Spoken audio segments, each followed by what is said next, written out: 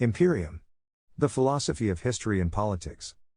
Francis Parker Yockey, under the pen name Ulick Varange. The 20th Century Political Outlook. Men are tired to disgust of money economy. They hope for salvation from somewhere or other, for some real thing of honor and chivalry, of inward nobility, of unselfishness and duty. Spengler. The time for petty politics is past. The next century will bring the struggle for the dominion of the world, the compulsion to great politics. Nietzsche, 1885. Introduction. The distribution of powers in the first two world wars was grotesque. The way it was occasioned is examined elsewhere. The results of these two wars were consequently grotesque. In both of them the outlook of the 19th century was apparently victorious. Superficially it was indeed, but actually such a thing is impossible. Owing to the organic nature of a culture, as well as of the nations it creates, the past cannot triumph over the future. The alternatives are always only two in organic life, either forward development, or sickness and extinction. The Western civilization was not extinguished by these fearful conflicts, even though its existence was brought to the lowest possible point politically. The first of the series of world wars created a new world. The old ideas of history, politics, war, nations, economics, society, culture, art, education, ethics, were swept away. The new ideas of these things, however, were possessed only by the best brains of Europe, the small culture-bearing stratum. Unfortunately, the political leaders in Europe immediately after the First World War save one did not belong to this stratum. The second in the series arose from the fact that all Europe had not yet come under the impress of the new idea, the 20th century world outlook. Half of Europe continued to play the old-fashioned, fatal game of petty statism. The leaders responsible for this represent what Goethe had in mind when he said, "The most terrible thing in the world is ignorance in action." Europe has not yet paid the full price for the malice and stupidity of these leaders. Nietzsche had wished to see such an increase in the threatening attitude of Russia that Europe would be forced to unite, to abandon the miserable game of political nationalism, petty statism. Not only did this happen politically, it happened culturally. Russia seceded totally from Europe and returned to Asia, whence Peter the Great had dragged it. But Europe continued to luxuriate in the repulsive game of frontiers and customs, little plans, little projects, little secrets, even after it had looked on at the spectacle of the Bolshevik Revolution. Nietzsche had assumed in his thought that brains would be present at the helm in Europe. He forgot to wish that. Readers in the year 2000 will find it hard to believe that in 1947 a French aspirant for power based himself on a program for making France secure from Germany, or that in 1947 England and France signed at Dunkerque a treaty of alliance against Germany. Both America and Russia allowed these two political powers of yesterday to sign this harmless treaty. It could not in any way conflict with the plans of the extra-Europeans in Moscow and Washington, for it looked not to the future, or even to the present, but solely to the past. Is it possible that the people who prepared and signed this treaty were under a collective hallucination that the year was 1750, 1850, or in any other century? When politicians become subjects of confusion, their countries must suffer. Such things could not happen. Europe could not have reached such a low if the new outlook on politics, the organically necessary outlook, had been clearly present in the ruling stratum in every European land. This new outlook, which becomes automatically the view of anyone who understands it, is now formulated here for the first time in its entirety. The word politics itself has been subject in recent history, say since 1850, to a deep misunderstanding. Two things are responsible: first, the economic obsession of the nations of our civilization during the 19th century. Second, the culture-distorting influence of America on certain European areas. The economic obsession gradually developed into the view that politics was something outmoded, that it only reflected preceding economic realities, that ultimately it would pass away. Thus war came to be regarded as an anachronism. In America, because of the special conditions which prevailed there, unique in Western history, the word politics came to mean adherence to a group or an idea from a chicane motive. American politicians continually accused one another of engaging in politics. This meant that politics was regarded as something unnecessary, something dishonest, something that could and should be done away with. This was in very truth their understanding of the word. This deep misunderstanding of the nature of politics in Europe grew because of the extraordinarily long period of peace among the European nations between 1871 and 1914. This seemed to prove that war and politics were gone. The idea was so deeply fixed that 1914 only seemed to be the exception that proved the rule. There was also a mental necessity on the part of weak heads in Europe and America to regard the 1914 war as the last war. Nor did 1939 change this. Again there was a last war. People with this viewpoint are not embarrassed by the necessity of regarding every war as the last war. To an ideologist, his theory is normative. It is the facts which go askew. The time has come when persistence in this sort of mental legerdemain must cease. Politics is not a subject for logical exercises, but a field for action in the spirit of the age. The nature of politics. First, what is politics? That is, politics as a fact. Politics is activity in relation to power. Politics is a domain of its own, the domain of power. Thus it is not morality, it is not aesthetics, it is not economics. Politics is a way of thinking, just as these others are. Each of these forms of thought isolates part of the totality of the world and claims it for its own. Morality distinguishes between good and evil, aesthetics between beautiful and ugly, economics between util and inutil. In its later, purely trading phase, these are identical with profitable and unprofitable.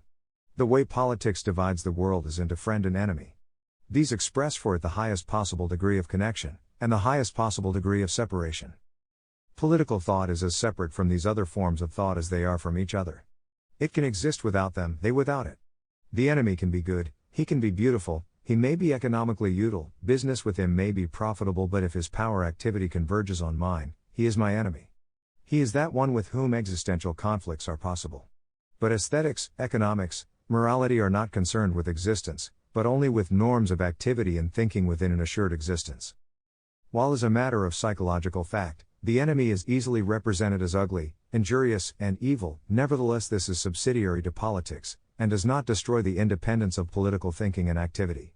The political disjunction, concerned as it is with existence, is the deepest of all disjunctions and thus, has a tendency to seek every type of persuasion, compulsion, and justification in order to carry its activity forward.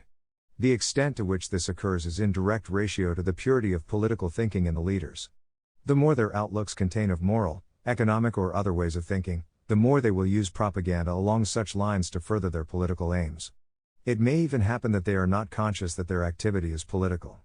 There is every indication that Cromwell regarded himself as a religionist and not as a politician. A variation was provided by the French journal which fanned the war spirit of its readers in 1870 with the expectation that the poilu would bring carloads of blonde women back from Prussia. On the other side, Japanese propaganda for the home populace during the Second World War accented almost entirely the existential, i.e., purely political nature of the struggle. Another may be ugly, evil and injurious and yet not be an enemy, or he may be good, beautiful and useful, and yet be an enemy. Friend and enemy are concrete realities. They are not figurative. They are unmixed with moral, aesthetic or economic elements. They do not describe a private relationship of antipathy. Antipathy is no necessary part of the political disjunction of friend and enemy. Hatred is a private phenomenon.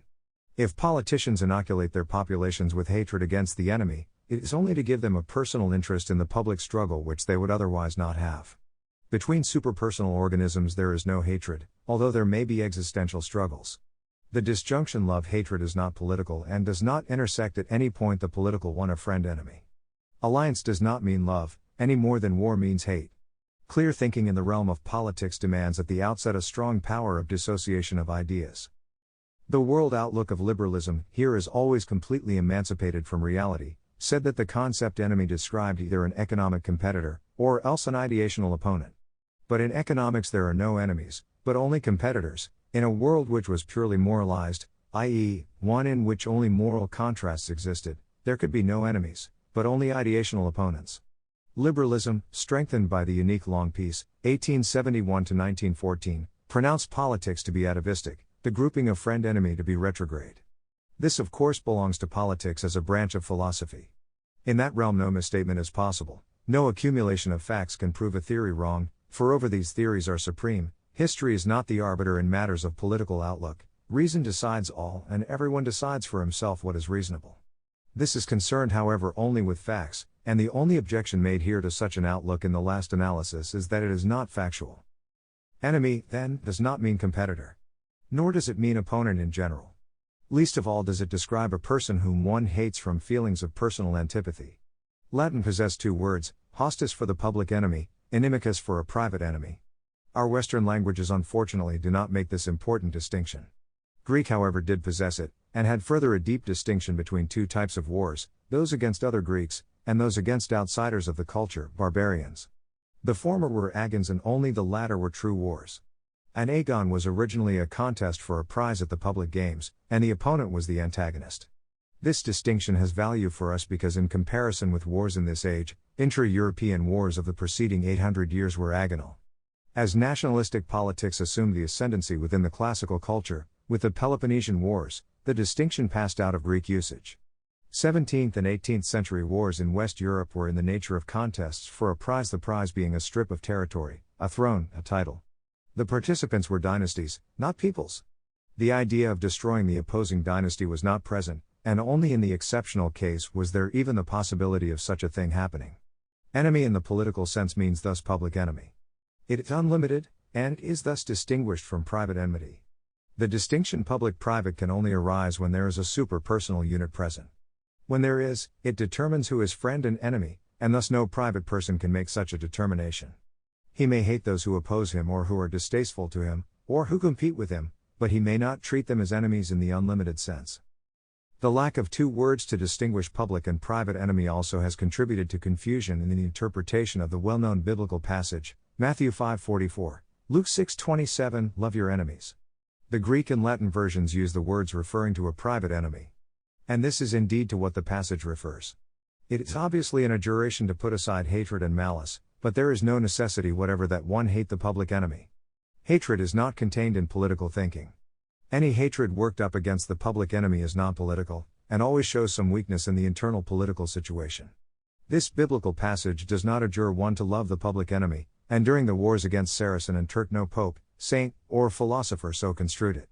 It certainly does not counsel treason out of love for the public enemy. 2. Every non-political human grouping of whatever kind, legal, social, religious, economic or other, becomes at last political if it creates an opposition deep enough to range men against one another as enemies. The state as a political unit excludes by its nature opposition of such types as these. If however a disjunction occurs in the population of a state which is so deep and strong that it divides them into friends and enemies, it shows that the state, at least temporarily, does not exist in fact. It is no longer a political unit, since all political decisions are no longer concentrated in it. All states whatever keep a monopoly of political decision. This is another way of saying they maintain inner peace. If some group or idea becomes so strong that it can affect a friend-enemy grouping, it is a political unit, and if forces are generated which the state cannot manage peaceably, it has disappeared for the time at least. If the state has to resort to force, this in itself shows that there are two political units, in other words, two states instead of the one originally there. This raises the question of the significance of internal politics. Within a state, we speak of social politics, judicial politics, religious politics, party politics and the like. Obviously they represent another meaning of the word, since they do not contain the possibility of a friend-enemy disjunction. They occur within a pacified unit. They can only be called secondary. The essence of the state is that within its realm it excludes the possibility of a friend-enemy grouping. Thus conflicts occurring within a state are by their nature limited, whereas the truly political conflict is unlimited. Every one of these internal limited struggles of course may become the focus of a true political disjunction, if the idea opposing the state is strong enough, and the leaders of the state have lost their sureness. If it does again, the state is gone. An organism either follows its own law, or it becomes ill. This is organic logic and governs all organisms, plant, animal, man, high culture. They are either themselves, or they sicken and die. Not for them is the rational and logical view which says that whatever can be cogently written down into a system can then be foisted onto an organism. Rational thinking is merely one of the multifarious creations of organic life, and it cannot, being subsidiary, include the whole within its contemplation. It is limited and can only work in a certain way, and on material which is adapted to such treatment. The organism is the whole, however, and does not yield its secrets to a method which it develops out of its own adaptive ability to cope with non-organic problems it has to overcome. Secondary politics often can distort primary politics.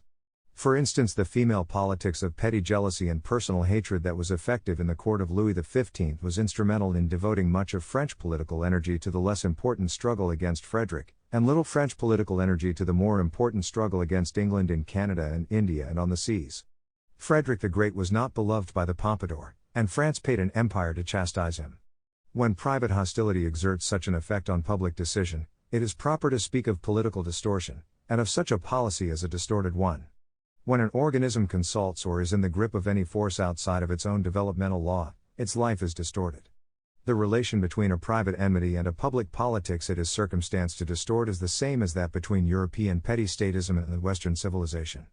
The collectively suicidal game of nationalistic politics distorted the whole destiny of the West after 1900 to the advantage of the extra-European forces. 3. The concrete nature of politics is shown by certain linguistic facts which appear in all Western languages. Invariably the concepts, ideas, and vocabulary of a political group are polemical, propagandistic. This is true throughout all higher history. The words state, class, king, society all have their polemical content, and they have an entirely different meaning to partisans from what they have to opponents. Dictatorship, government of laws, proletariat, bourgeoisie, these words have no meaning other than their polemical one, and one does not know what they are intended to convey unless one knows also who is using them and against whom.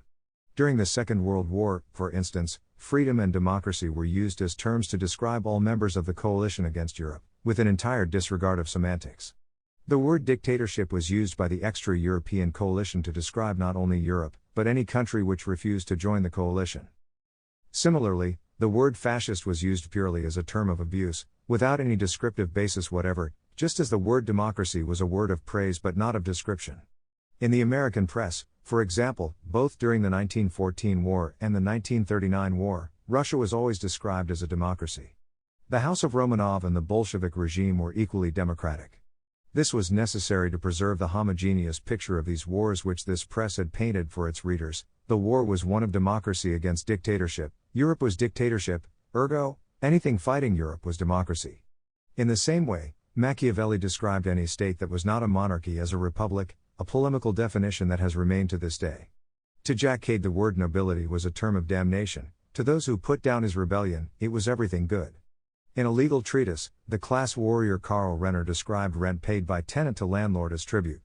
In the same way, Ortega y Gasset calls the resurgence of state authority, of the ideas of order, hierarchy and discipline, a revolt of the masses. And to a real class warrior, any navvy is socially valuable, but an officer is a parasite.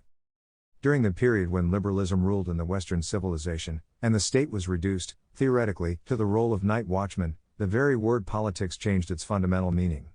From having described the power activities of the state, it now described the efforts of private individuals and their organizations to secure positions in the government as a means of livelihood. In other words, politics came to mean party politics. Readers in 2050 will have difficulty in understanding these relationships, for the age of parties will be as forgotten then as the Opium War is now. All state organisms were distorted, sick, in crisis, and this introspection was one great symptom of it. Supposedly internal politics was primary. If internal politics was actually primary, it must have meant that friend-enemy groupings could arise on an internal political question. If this did happen, in the extreme case civil war was the result, but unless a civil war occurred, internal politics was still in fact secondary, limited, private, and not public. The very contention that inner politics was primary was polemical. What was meant was that it should be. The liberals and class warriors, then as now, spoke of their wishes and hope as facts, near facts, or potential facts. The sole result of focusing energy onto inner problems was to weaken the state, in its dealings with other states. The law of every organism allows only two alternatives: either the organism must be true to itself, or it goes down into sickness or death.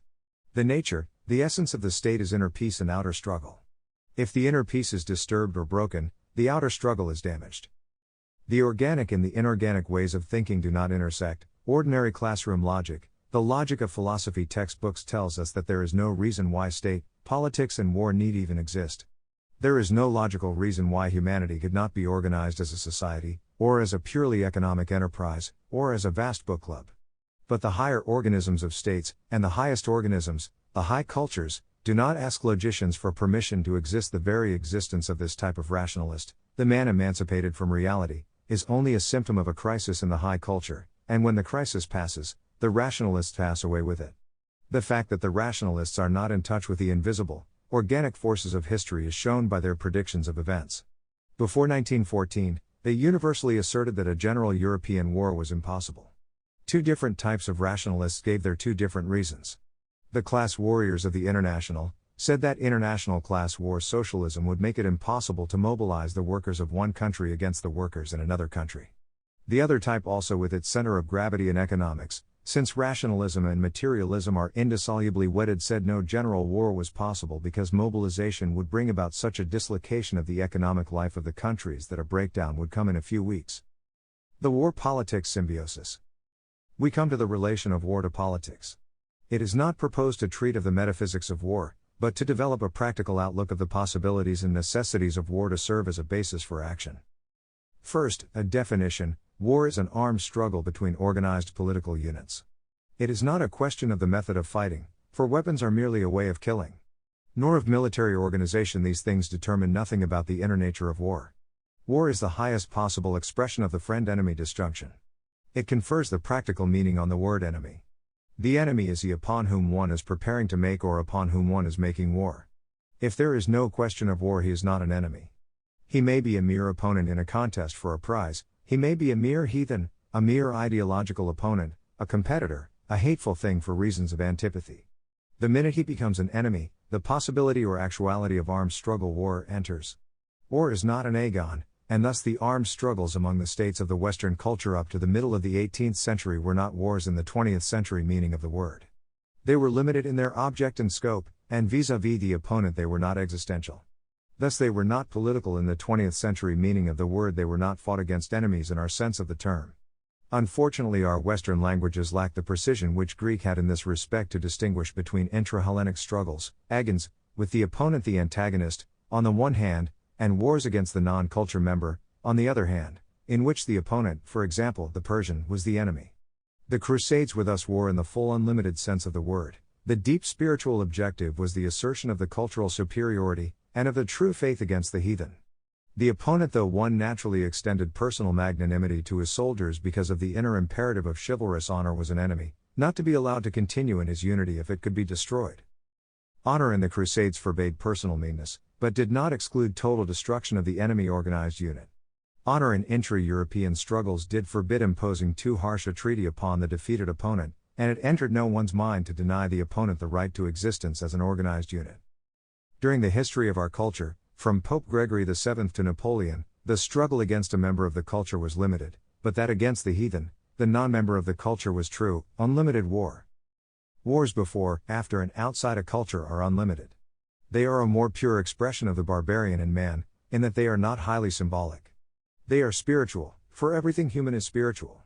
The spirit is primary with man, the material is the vehicle of the spiritual development. Man sees symbolic significance in that around him. His experiencing of these symbols and his acting and organizing in accordance are what make him man, even though he carry within him also the animal instincts. His soul, of course, with its transforming symbolism, completely changes the expression of these instincts. They pass into the service of the soul and its symbolism. Man does not kill, like a tiger, for food to eat. He kills because of spiritual necessity. Not even wars entirely outside a high culture are purely animal, entirely devoid of symbolic content. With man that would be impossible. Only something spiritual can bring masses onto a battlefield. But the symbolism of a high culture is a grand symbolism. It links past, present and future and the totality of things, dissolving them all into a magnificent performance of which it is later realized that, too, was a symbol. It is only in comparison with these grand meanings, this grand superpersonal destiny, that extra-cultural human phenomena seem merely zoological. Thus, because of their lower symbolic content, lower spiritual potential, these wars can never approach the intensity scale, or duration of wars connected with high culture. Defeat is acknowledged much more easily, for it is only the souls of those engaged that are affected. In cultural wars, however, the soul of the culture is at work, lending its invisible, but invincible strength to those in its service, and a struggle can be maintained for years against fearful odds. A few defeats, and all would have been up with Genghis Khan. Not so with Friedrich der Grosse, or George Washington, for they felt themselves to be the vehicle of an idea of the future. There cannot be said to exist an enmity unless the possibility of war is present. A possibility in fact, not a mere conceivability. Nor need the possibility be daily and imminent. Nor need the door be closed on negotiations before the possibility of war, and therefore true enmity can be said to exist. Not even among warlike states is life a daily bloodshed. War is the highest possible intensification of politics, but there must also be something less intense, the period of recuperating, negotiating, steering, preparing. Without the fact of peace, we would not have the word war, and what the pacifists have never thought of without war, we could not have peace, in the blissful, dreamy, saccharine way they use the word. All the fierce energy that war devotes to super-personal struggles would go into domestic discord of one sort or another, and the casualty list would hardly be less. The relation of war to politics is clear. Clausewitz, in the usually misquoted passage, called war the continuation of political intercourse by other means.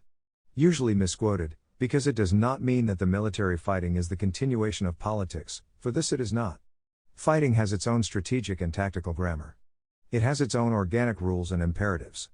War does not have, however, a motivation of its own. This is supplied by politics.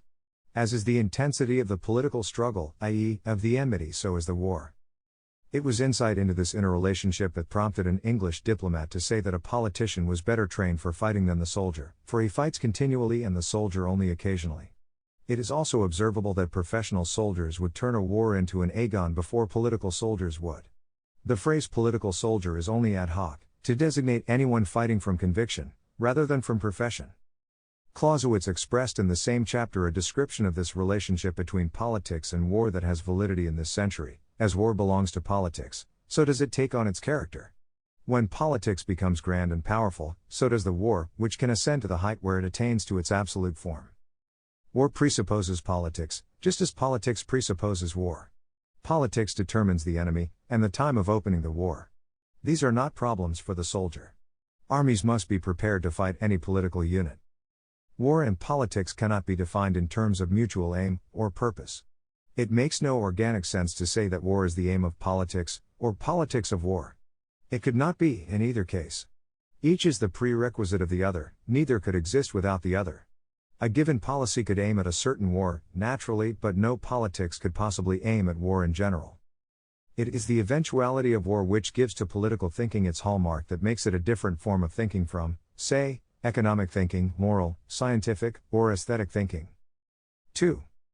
The disjunction of friend-enemy being the essence of political thinking and acting, is this to say that there is nothing between? No, for neutrality exists as a fact. It has its own rules and conditions of existence. The Western culture developed as a part of its international law a law governing neutrality. The very formulation of these rules for neutral shows that the decisive thing is the conflict, the friend-enemy disjunction. The problem for a neutral is how to keep out, it is not the problem of the others in the usual case how to keep the neutral out.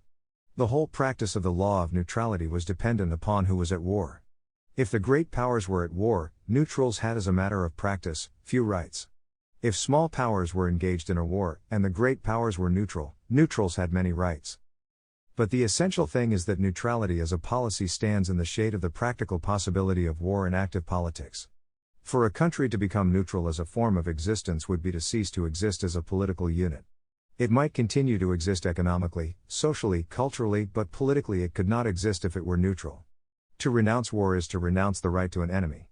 As long as a power is committed to war in any one given eventuality, it has not adopted total neutrality. Thus, Belgium's neutrality during the 19th century was only a word, and not a fact, for it maintained an army, diplomatic representation abroad, and it entered into military understandings with France and England against Germany. As long as a country maintains an army, it cannot say its basic national policy is neutrality. An army is an instrument of politics, even if only a politics of self-defense. Politics and neutrality exclude one another, as do neutrality and continued existence. Here again, another instance of the polemical nature of all political language, neutrality was turned into a polemical word by certain small countries of Europe.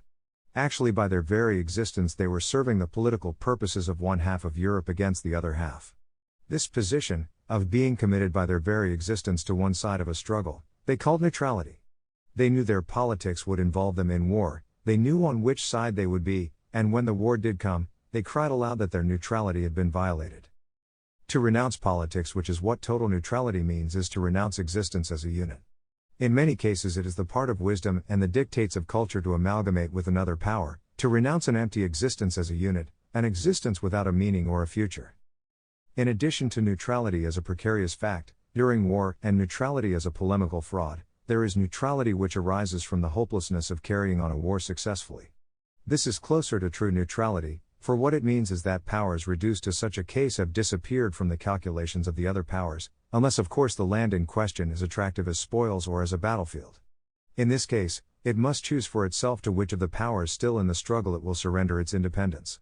If it fails to do this, the choice will be made for it. A power which by its economic weakness, small size, or age, cannot possibly carry on a war has in effect renounced war and become neutral. Whether it is allowed to continue a posthumous existence depends entirely on how attractive its domains are. For purposes of high politics, it is not a political but a neutral factor.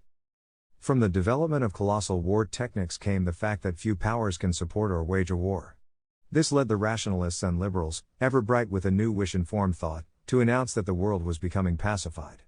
No more war or politics. Power politics is their word, just as one could talk of beauty aesthetics, feudal economics, good morality, piety religion, legal law. The world has become neutral, the occasions of war are going, political powers can no longer afford wars, and the like. It is not war or politics which is disappearing, it is only that the number of contestants has grown less. A pacified world would be one in which there was no politics. It would thus be one where no human difference could possibly arise which could range men against one another as enemies. In a purely economic world, men could be opposed, but only as competitors. If morality was also there, the proponents of different theories could oppose one another, but only in discussion. Religionists could oppose one another, but only with the propaganda of their respective faiths.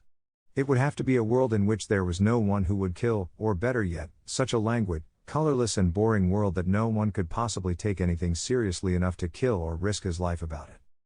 The only conclusion to be drawn is that a rationalist liberal, or pacifist who believes that it is possible for war to vanish simply does not understand what the word war means, its reciprocal existence with politics, or the nature of politics as the ranging of men against one another as enemies. In other words, and in the kindliest words possible, these people do not know what they are talking about. They wish to abolish war by politics, or even by war. If war were gone and politics remained, they would then abolish politics by war, or perhaps by politics. They confuse verbal virtuosity with political thinking, logic with soul necessities, accident with history. As for superpersonal forces, they do not exist, because they cannot be seen, weighed and measured. 3. Since the symbiosis of war and politics forms its own thought category, independent of other ways of thinking, it follows that a war could not be carried on from a purely non-political motive. If a religious difference, an economic contrast, an ideological disjunction, were to reach the degree of intensity of feeling at which it would range men against one another as enemies, it would thereby become political, and such units as formed would be political units and would be guided by a political way of maneuvering, thinking, and valuing, and not by a religious, economic or other way of thinking. Pure economics could not possibly wage a war, for war does not pay economically. Pure religion could not wage a war, nor pure ideology, because war cannot spread religion, cannot convert, but can only result in an accretion or diminution of power. Motives other than strictly political ones can indeed actuate a war, but the war takes them up into itself, and they vanish into it. Western Christianity has motivated wars, such as the Crusades, but these wars did not let loose the forces upon which Christianity places a positive value. Economics has motivated wars, but the immediate result of a war has never been a profit. For this reason the liberals and rationalists comfortably convinced themselves before 1914 that war had vanished because it did not show a profit.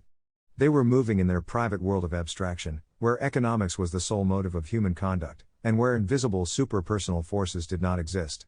And 1914 did not cause them to change their theory. No, where the facts and theory conflict, it is the facts which need revision. 1914 caused them to re-implement their theory. The First World War was all the more proof of their viewpoint, for it showed that it was economically necessary that war disappear. These people did not know that economic necessity of human beings is never taken into account by superpersonal forces.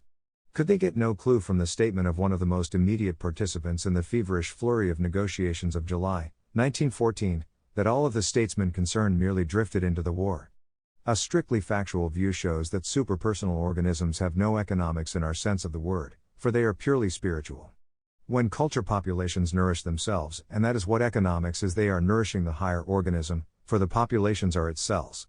Its cells are to the superpersonal soul as the cells of a human body are to the human soul. A war from purely religious, economic, or other motives would be senseless as well as impossible.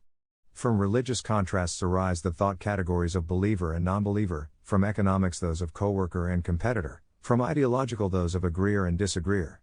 Only from political contrasts come friend-enemy groupings, and only from enmity can come war.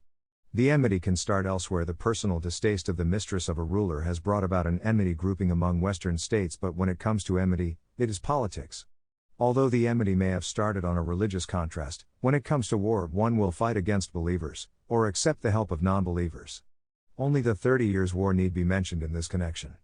Though economics be the beginning of the enmity, once it rises to the intensity of enmity, one fights without regard to the economic consequences of his fighting, but only to the political consequences. Other thought categories claim they should have a monopoly of thinking, that the political should be subject to them. The 20th century outlook on politics merely observes that they do not as a matter of fact. From an aesthetic standpoint, war and politics may be ugly, from an economic, wasteful, from the moral, wicked, from the religious, sinful. These viewpoints, however, are neutral from the political standpoint, which tries first to assess the facts, and second to change them, but never tries to value them according to a non-political scheme of values. Some politicians do this, it is true. English politicians in particular, after Cromwell, felt an inner compulsion to present every one of their wars as somehow directly involving Christianity. Even a war which planted the hammer and sickle in the heart of Europe was a war for Christianity. But this does not affect what I am saying here, as this sort of thing only affects vocabulary, but does not touch facts, or action. Using a non-political terminology or propaganda cannot depoliticize politics, any more than using a pacifist terminology can debellicize war. Politicians are usually not pure in their thinking any more than other men. Even a saint commits sins, even a scientist has his private superstitions, even a divine may have his little taint of mechanism, even a liberal may have his minuscule trace of animal instinct which if released may cause a sanguinary war, after the conclusion of which he may try to exterminate the human beings comprising the population of the former enemy. Just as a war cannot, as a matter of fact, be purely economic, religious, or moral, it follows that a war need not qualify under any other category in order to be justifiable from the political standpoint. The scholastic philosophers set forth the ethico-religious prerequisites of a just war. St. Thomas Aquinas formulated them in a fashion which is final for ethico-religious thought. From the political standpoint, however, the test of the justification is quite different. It is of course obvious that the word justification is inadequate, since this word belongs originally to moral thinking and not to political thinking. It must therefore not be interpreted as an invasion of the field of morality if the word justification is used in this connection, for what is meant is appropriateness, desirability, advantageousness, and indeed these are contained in the secondary meaning of the word justification. Now, in this practical, political sense, what wars are justified? Politics is activity in regard to power. Units engaged in politics may gain or lose power. Instinct and understanding direct them to seek to increase power. War is the most intense method of trying to increase power. Thus a war which has no practically foreseeable possibility of increasing power is not politically justifiable. A war which promises an increase in power is politically justifiable. This is what the word success means in this connection, i.e., that increased power is the result of the war. When diminished power is the result of the war was unsuccessful. 4. The words defeat and victory thus divide into two sharply and precisely defined sets of meanings, the military and the political. Although the armies in the field may be on the winning side, nevertheless the unit to which they supposedly belong may emerge from the war with less power than it entered upon it. I say supposedly belong for the reason that when a political unit is in the situation where even military victory means political defeat, it is not in political reality an independent unit. Thus, if there were only two powers in the world, the one gaining the military victory in a war would of necessity gain the political victory. There is no second possibility. But if there were more than two powers engaged in a war, and a military victory was gained, one or more powers must have gained the political victory, i.e., must have increased in power.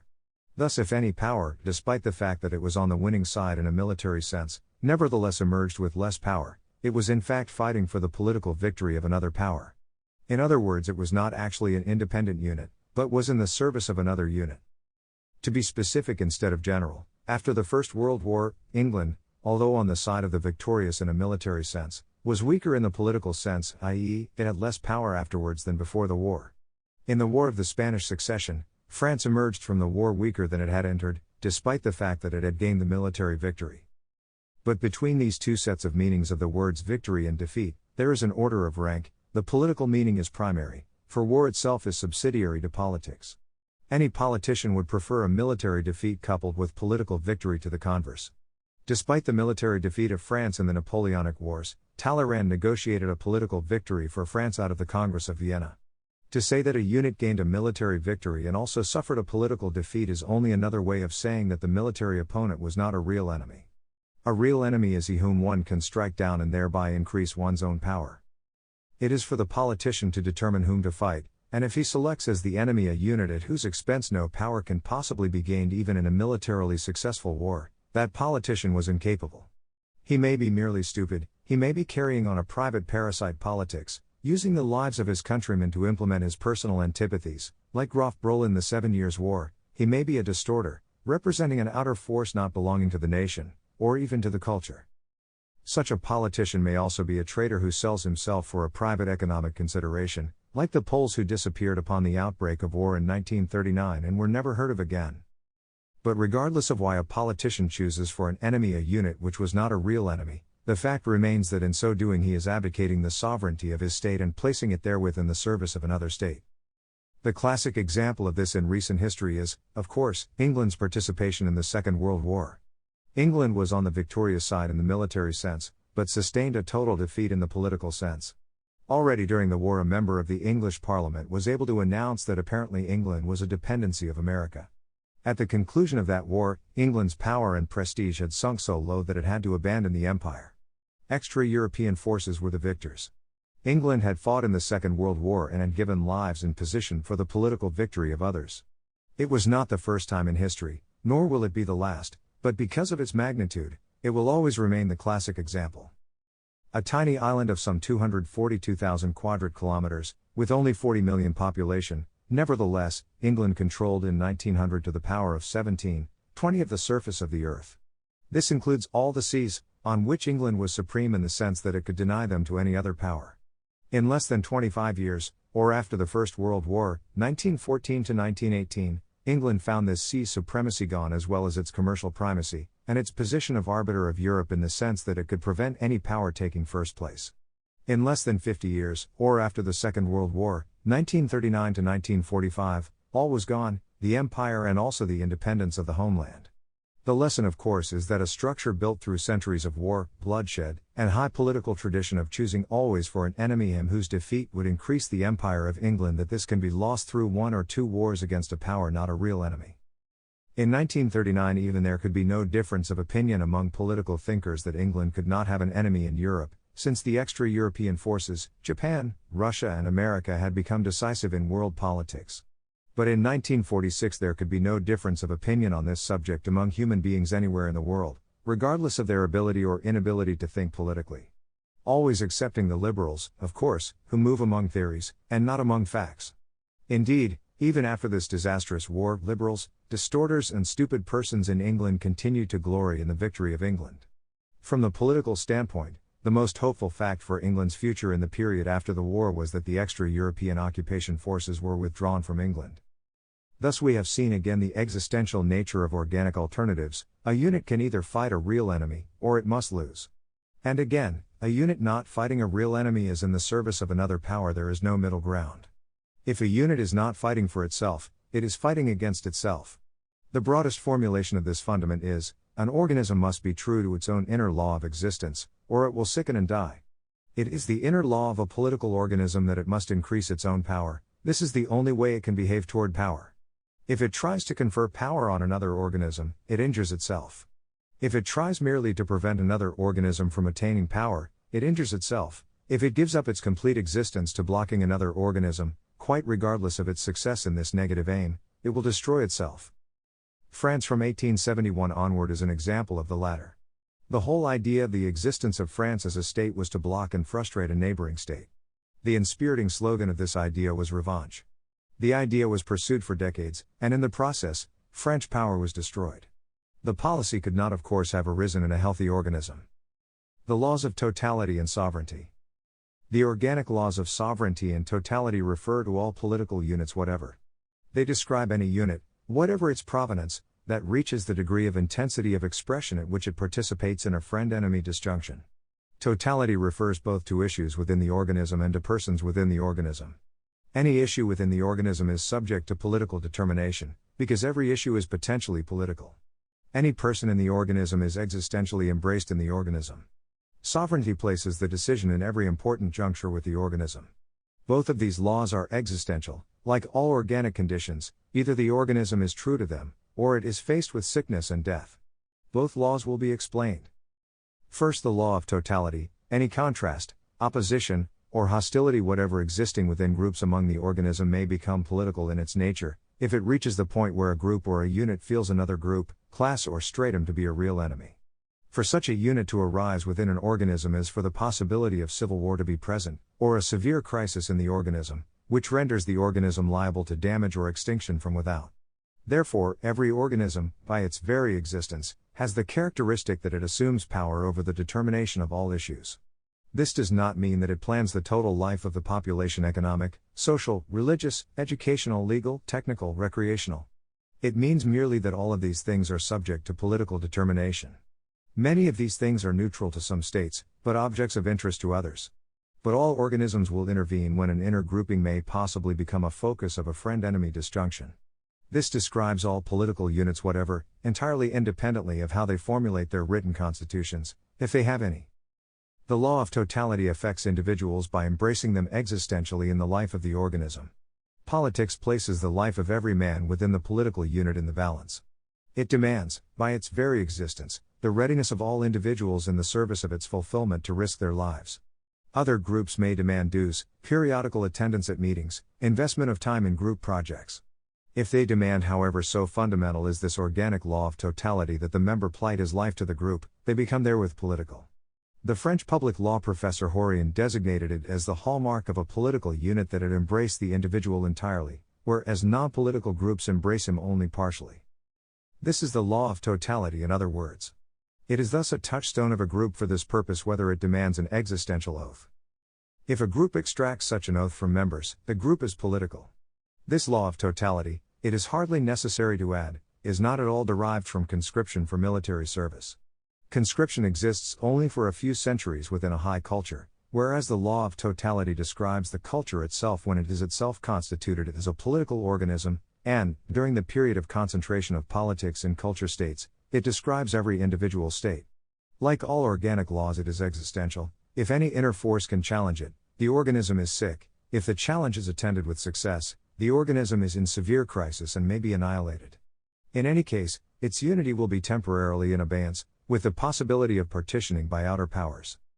The law of sovereignty is the inner necessity of organic existence which places the decision in every important juncture with the organism, as opposed to allowing any group within to make the decision. An important juncture is any one which affects the organism as a whole, its steering in the world, its choice of allies and enemies, the decision of war and peace, its inner peace, its unchallenged inner right to decide controversies. If any of these can be called into question, it is a sign that the organism is sick.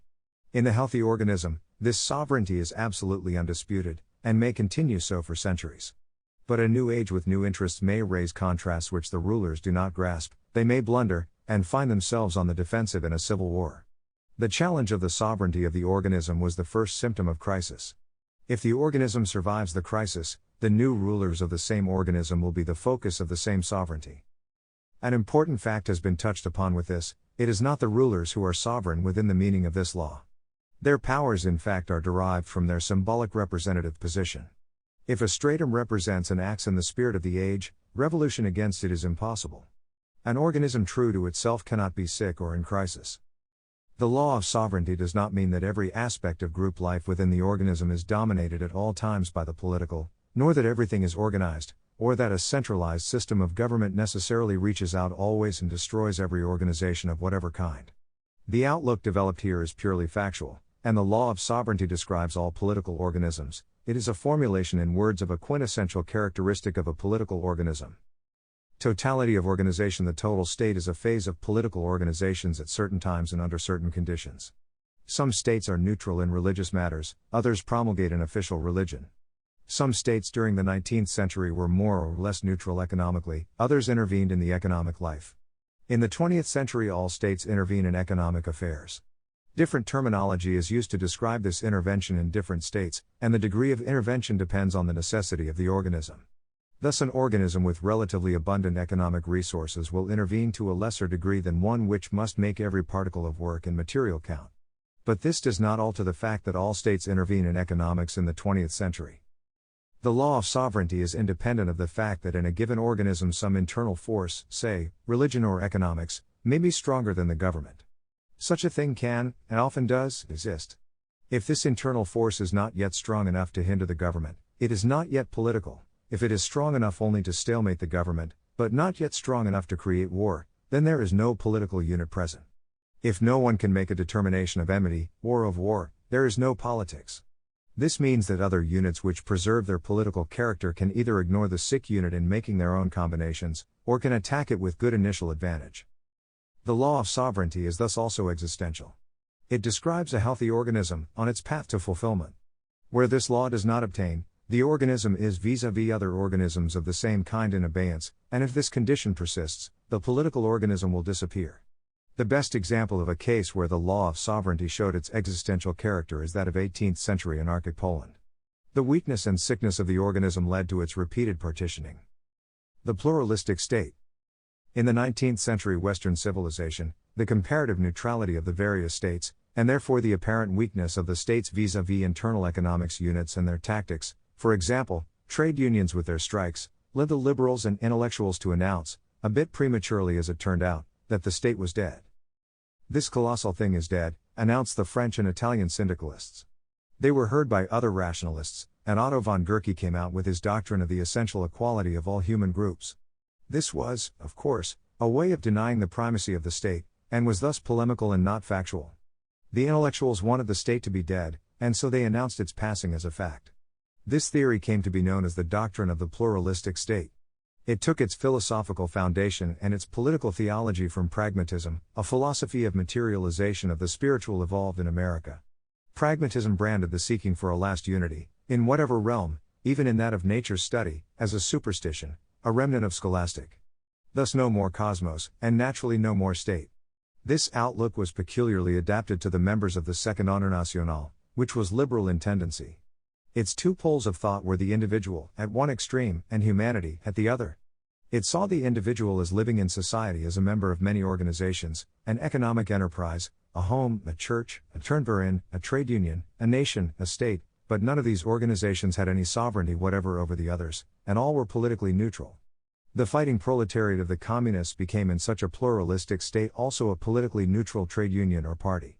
All the organizations would have their claim on the individual, who would be bound to a plurality of obligations and loyalties. The organizations would have relations and mutual interests, but no subjection to the state, which would be merely an organization among organizations, not even primes inter pares. Such a pluralistic state is of course not a political organism. If an external danger were to threaten such a state, it would either succumb at once, or else fight, in which case, it would become at once a political organism, and the pluralism would vanish. Such a pluralistic thing is not politically viable.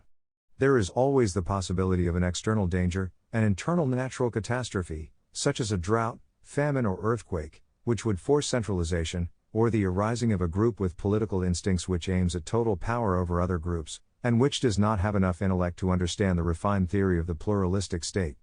America, before 1914, was more or less such a thing, and from 1921 to 1933 it resumed its pluralism.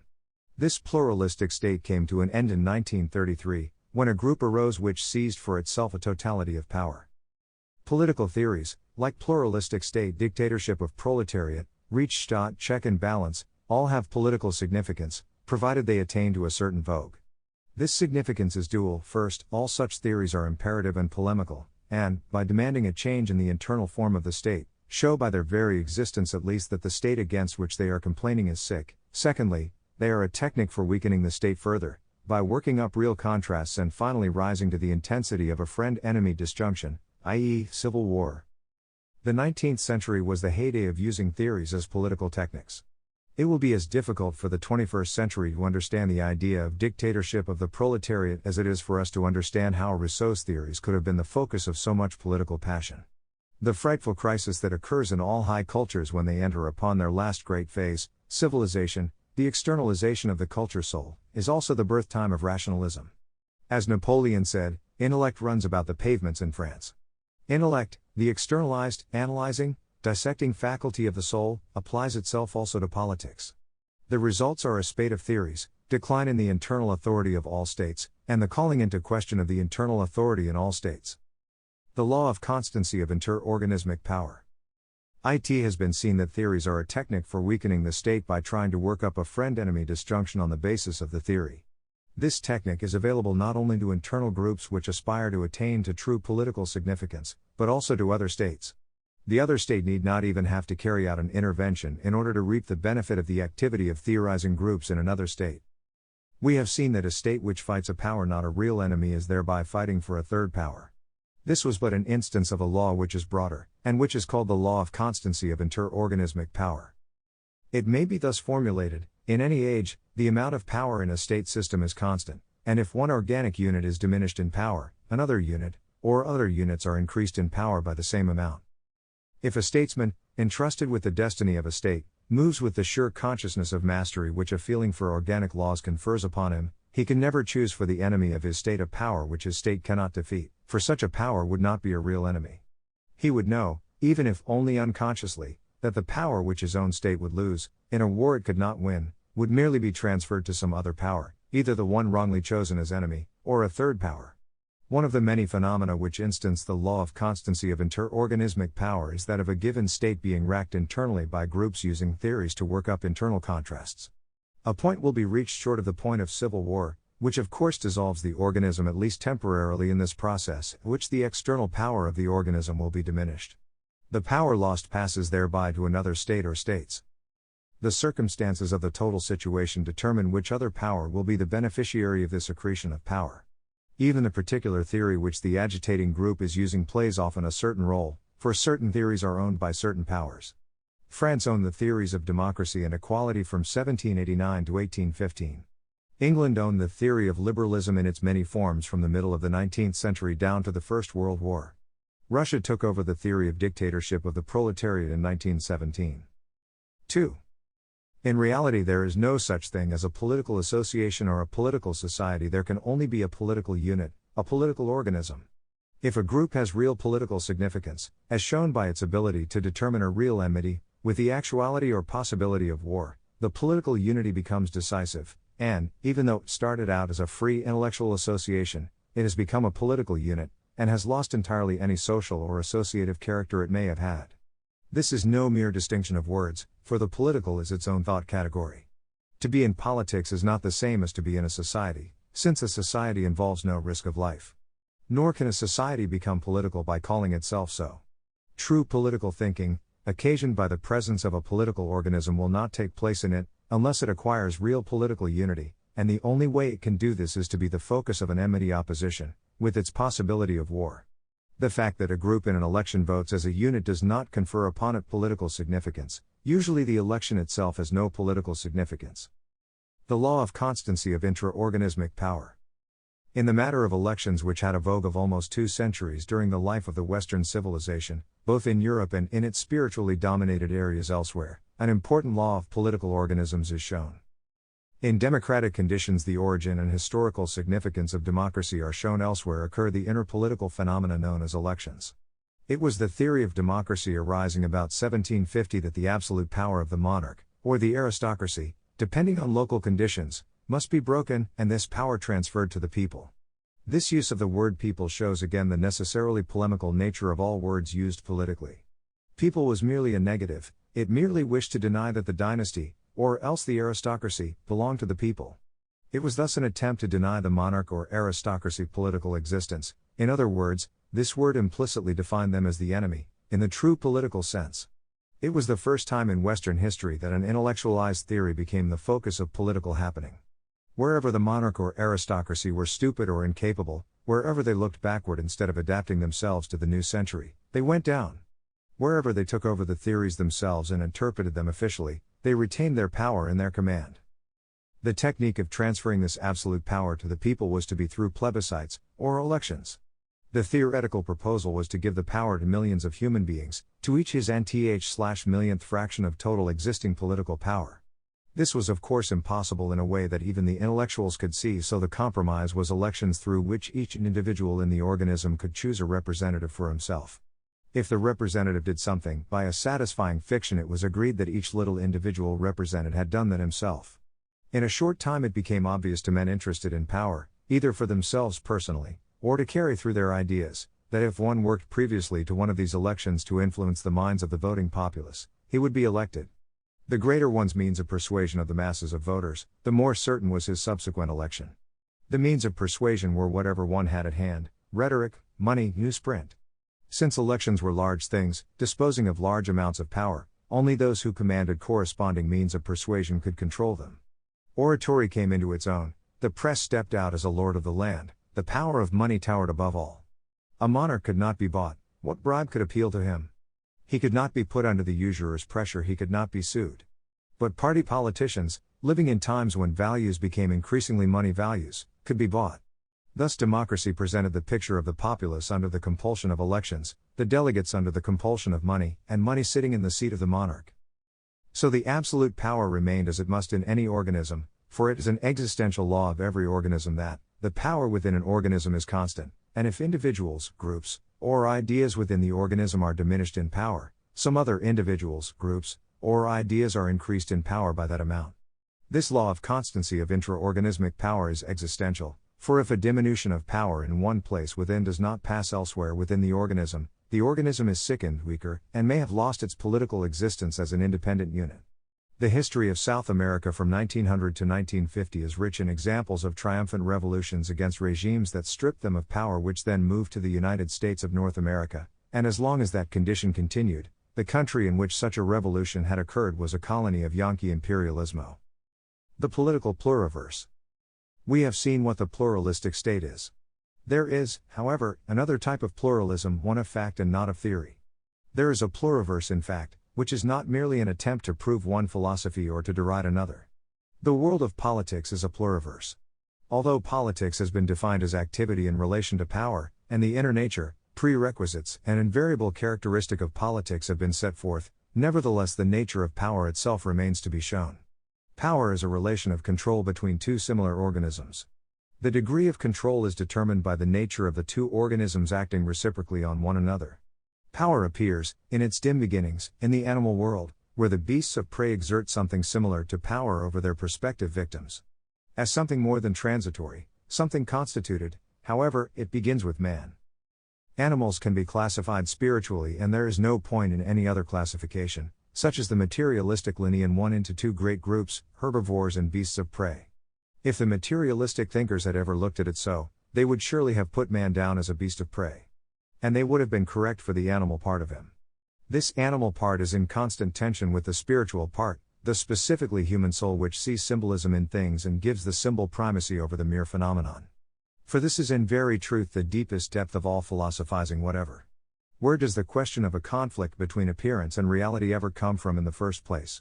All great philosophy in high cultures, and there is none without high cultures, has been saturated with the idea of establishing the true relationship between appearance and reality, and this was in obedience to an instinct which embodies the essence of man. His human soul tells him that alles vergängliches nur ein Gleichnis. The will to power of the beasts of prey is limited and practical. It is fierce but unspiritual. Man carries within him this same will to power, but his soul infuses into it a purely spiritual intensity that raises its demands and its performances incomparably above the level of the beast. To the beast his will to power comes into play only in killing. Man, however, seeks not to kill, but to control. To control he will kill, but as Clausewitz correctly said, conquerors prefer submission and peace, it is the victim who makes the war. A man with a strong will to power wants control, not war as an end in itself. But a display of willpower by one man calls forth opposition elsewhere. Similarly with superpersonal organisms, they do not and cannot exist alone, since, in their political aspect they are units of opposition. Each one exists as a unit with the power to choose and fight enemies. The ability to create a friend-enemy disjunction is the essence of the political. But this ability necessitates opponents of similar rank. Hence it is quite total political stupidity to speak of a world with only one state, one parliament, one government, or however they put it. One could forgive Tennyson, but one can only say that if a politician talks about a world with one state, one parliament, or one government, he is the perfect type of the intellectual ass, and should be anywhere except in a position to distort the destiny of a state and bring misery to the individuals in it. He is an ass, even though he knows better, for and this will sound self-evident to readers of 1980 and after, there is absolutely no necessity for a politician to deal in lies exclusively, as the liberal school, the class warriors, and the distorters believe.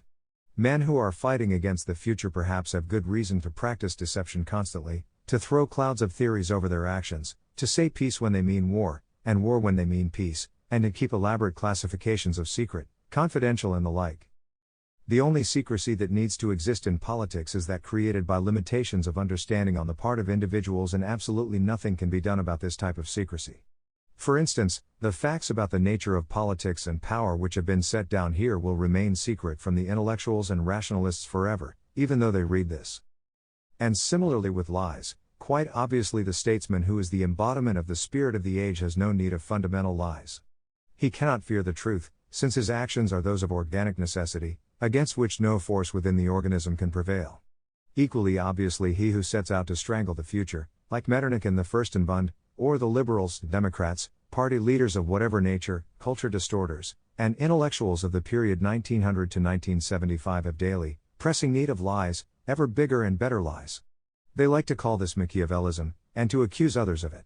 But Machiavelli was certainly not a Machiavellian, or he would not have written his factual, truthful book. Instead he would have written a book about how good human nature is in general, and how extraordinarily good in particular is the nature of princes. Where Machiavelli writes of deception, he is thinking of deceiving the enemy. Liberals and distorters regard deception as the norm of conduct toward the populations whose destiny is in their hands, and over whose lives they hold the power of disposition. The classic example in this realm is and will always remain the election in America in the fall of 1940. There were two candidates, representing the same interests, and the populace was offered its choice between them. The issue which the populace would thereby decide was whether or not America would intervene in the Second World War.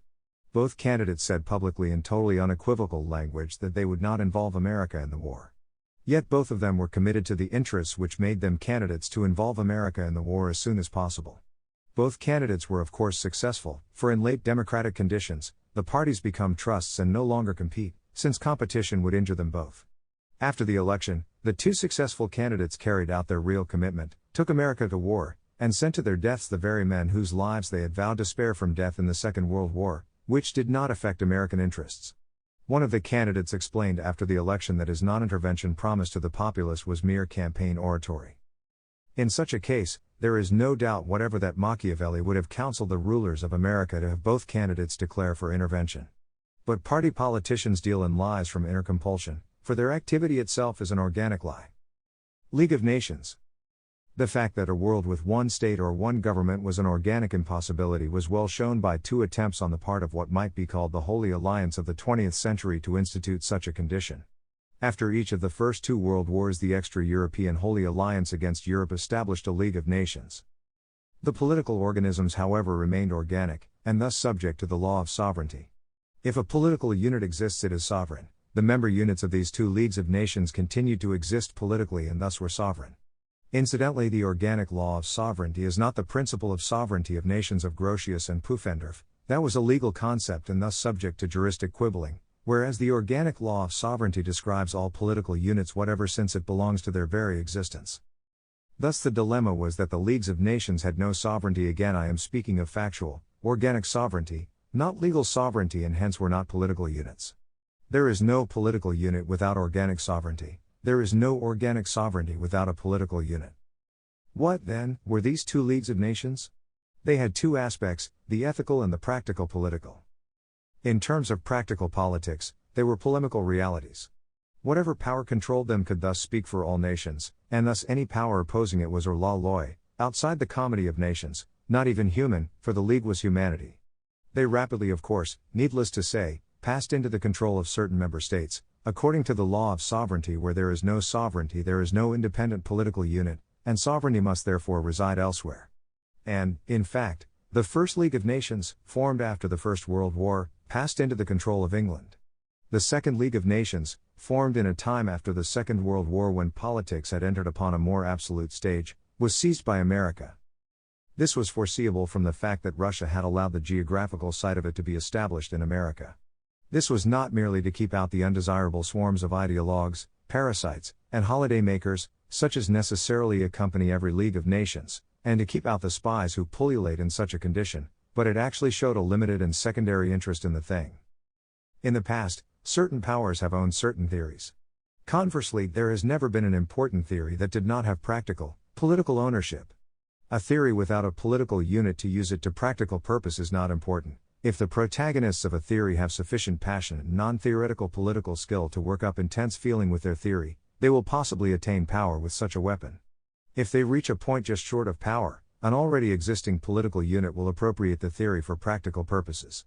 Example, Marxism, taken over in 1918 by Bolshevik Russia for political use against Europe, when its protagonists in Germany showed themselves politically stillborn. The League of Nations theory was, in fact, owned by America. Whoever spread the idea, even England, which seized the First League, was increasing the power of America, whether he knew it or not. It was inevitable that politicians free of ideology, like the Kremlin Mongols, would see this. Since they understood how to use theories, it was obvious they would allow no political unit to hamstring them with its theory. Thus perished the second and last League of Nations. There was also an ethical aspect to these leagues. They were another example of the deception that was still thought in the first half of the 20th century to be a necessity of political conduct. They were actually nothing but polemical attempts to deny Europe. The formation of Europe as a political unit was in the spirit of the age. Whoever agitated anything else was merely negating this idea. This explains the fact that though the two Leagues of Nations accomplished nothing else as a political fact, nevertheless they prevented Europe. This is quite independent of whether all people participating were conscious of this. However, it is the organic task of the politician to be conscious of political reality and to understand and assess rightly the possibilities of the time. It is of course now known that many persons who participated in these world frauds were quite conscious of the realities. From what has been said about the nature of political organisms, the relation of the statesman to his political organism is obvious. Just as he calls on his populace to die, he cannot refuse if necessary to give his own life. To his political unit he owes all his physical energies and all his talent and genius. For him to be careless in researching a situation, and above all for him to do that which he knows is contrary to the furtherance of the life of the organism, is to forfeit his right to live. He can consider himself lucky indeed if he is able to die of a heart attack, brain concussion, blood clot, or simply old age. When the extra-European forces gradually increased their power to such an extent that the independent existence of the West became problematical, this was evident from 1920 onward, and was transparent from 1933. It was the collective duty to their states and to the Western civilization for all statesmen in Europe to endeavor to save their respective states and Western states collectively from political annihilation by extra-European forces. Thus, any statesman in a European state who sabotaged the general West European understanding and final settlement that was sought by the custodians of the spirit of the Western civilization was a strangler and distorter of the destiny of his own country and of that of the Western civilization. The ethics thus formulated is an ethics of fact. It is organic, political, factual, and nothing else. Its sole imperative is an organic political one. It is distinguished from religious ethics in that it has no theological sanction. It is distinguished from all ethical systems whatever in that it only sees one relationship, that of the individual to the political unit. Nor does it have a sanction in the punitive sense. The organic relationship between the political unit and the statesman itself sets the ethical imperative. If the statesman violates it by injuring instead of furthering the life of the organism, the sanction is a matter for destiny, the inner force of organisms. By doing so he forfeits his right to live, but often he is fortunate enough to escape with his life. The existential embrace of the lives of the individuals in it, which has been shown to be an essential characteristic of a political unit, makes no exception in favor of politicians. At its highest tension, this organic imperative causes a statesman in its service to tie his own life to the success of his own idea for the organism. Bismarck and Friedrich der Grosse also were determined to take their lives in the event of failure. The inner aspect of the law of sovereignty. The law of sovereignty describes characteristics of all political units whatever. It places the decision in every matter having political significance with the organism.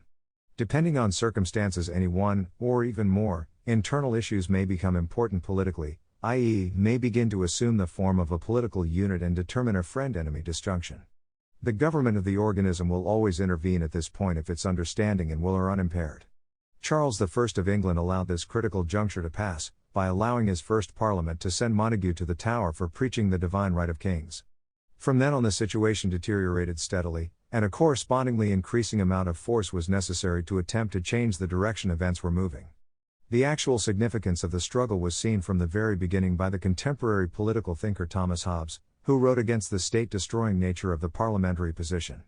He was also sensitive enough to the situation to know when things had reached the stage of personal insecurity, and left England in 1640. During these years of internal enmity, England did not exist as a political unit. It was ignored in European power combinations, and it can thank the total European situation that it was not partitioned. The Parliament considered itself the government, the monarchists considered themselves the government. A political outlook naturally does not concern itself with the question of which was right. Such a question has no political meaning. It has only a legal meaning, and law is a reflex of politics. Politics is concerned with assessing facts and acting upon them, law comes afterward and has the function of consolidating a given political fact complex. Law formulates the disjunction legal-illegal according to political dictate. If there is no political unit to prescribe the law, there can be no law. Thus in time of civil war there is no law, there are two laws. If the result of the war is a reconstitution of the former people and territory again as a political unit, it will always turn out that the victor was the one who was legally right all the time, and the defeated was legally wrong.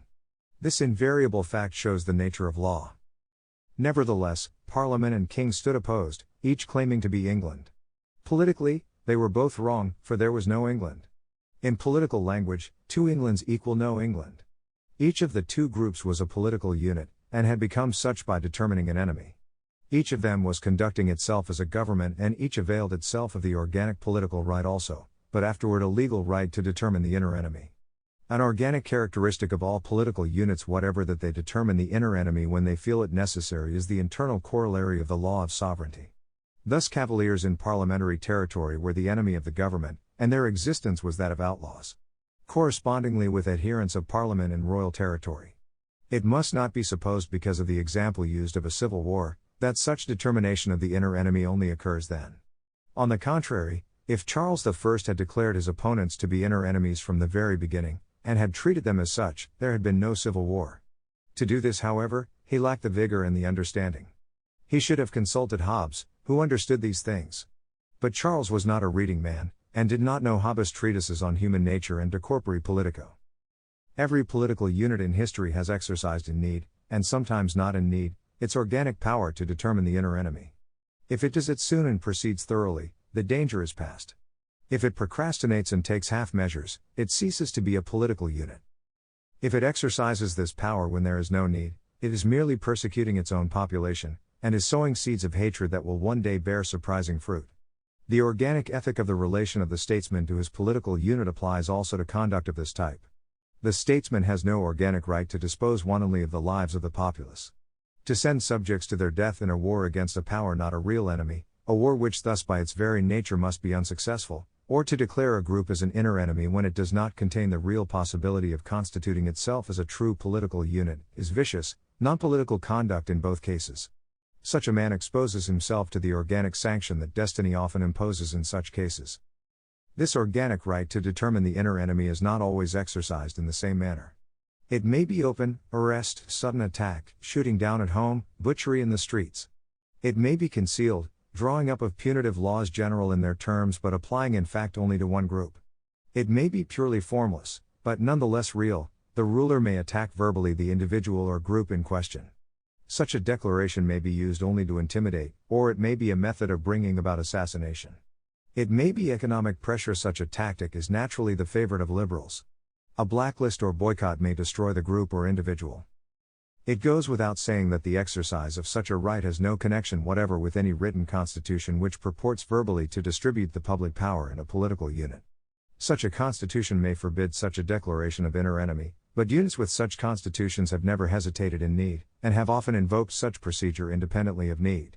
Thus the transatlantic part of the anti-Europe coalition in the Second World War carried out, quite independently of necessity, since there was no real inner enemy as a matter of fact, extensive inner persecutions directed against groups and strata of its population. It does not affect the political nature of this activity that it was done by culture-distorting elements, for the organic laws set out here describe all political units whatever, even if they fall into the hands of political and cultural outsiders. 2.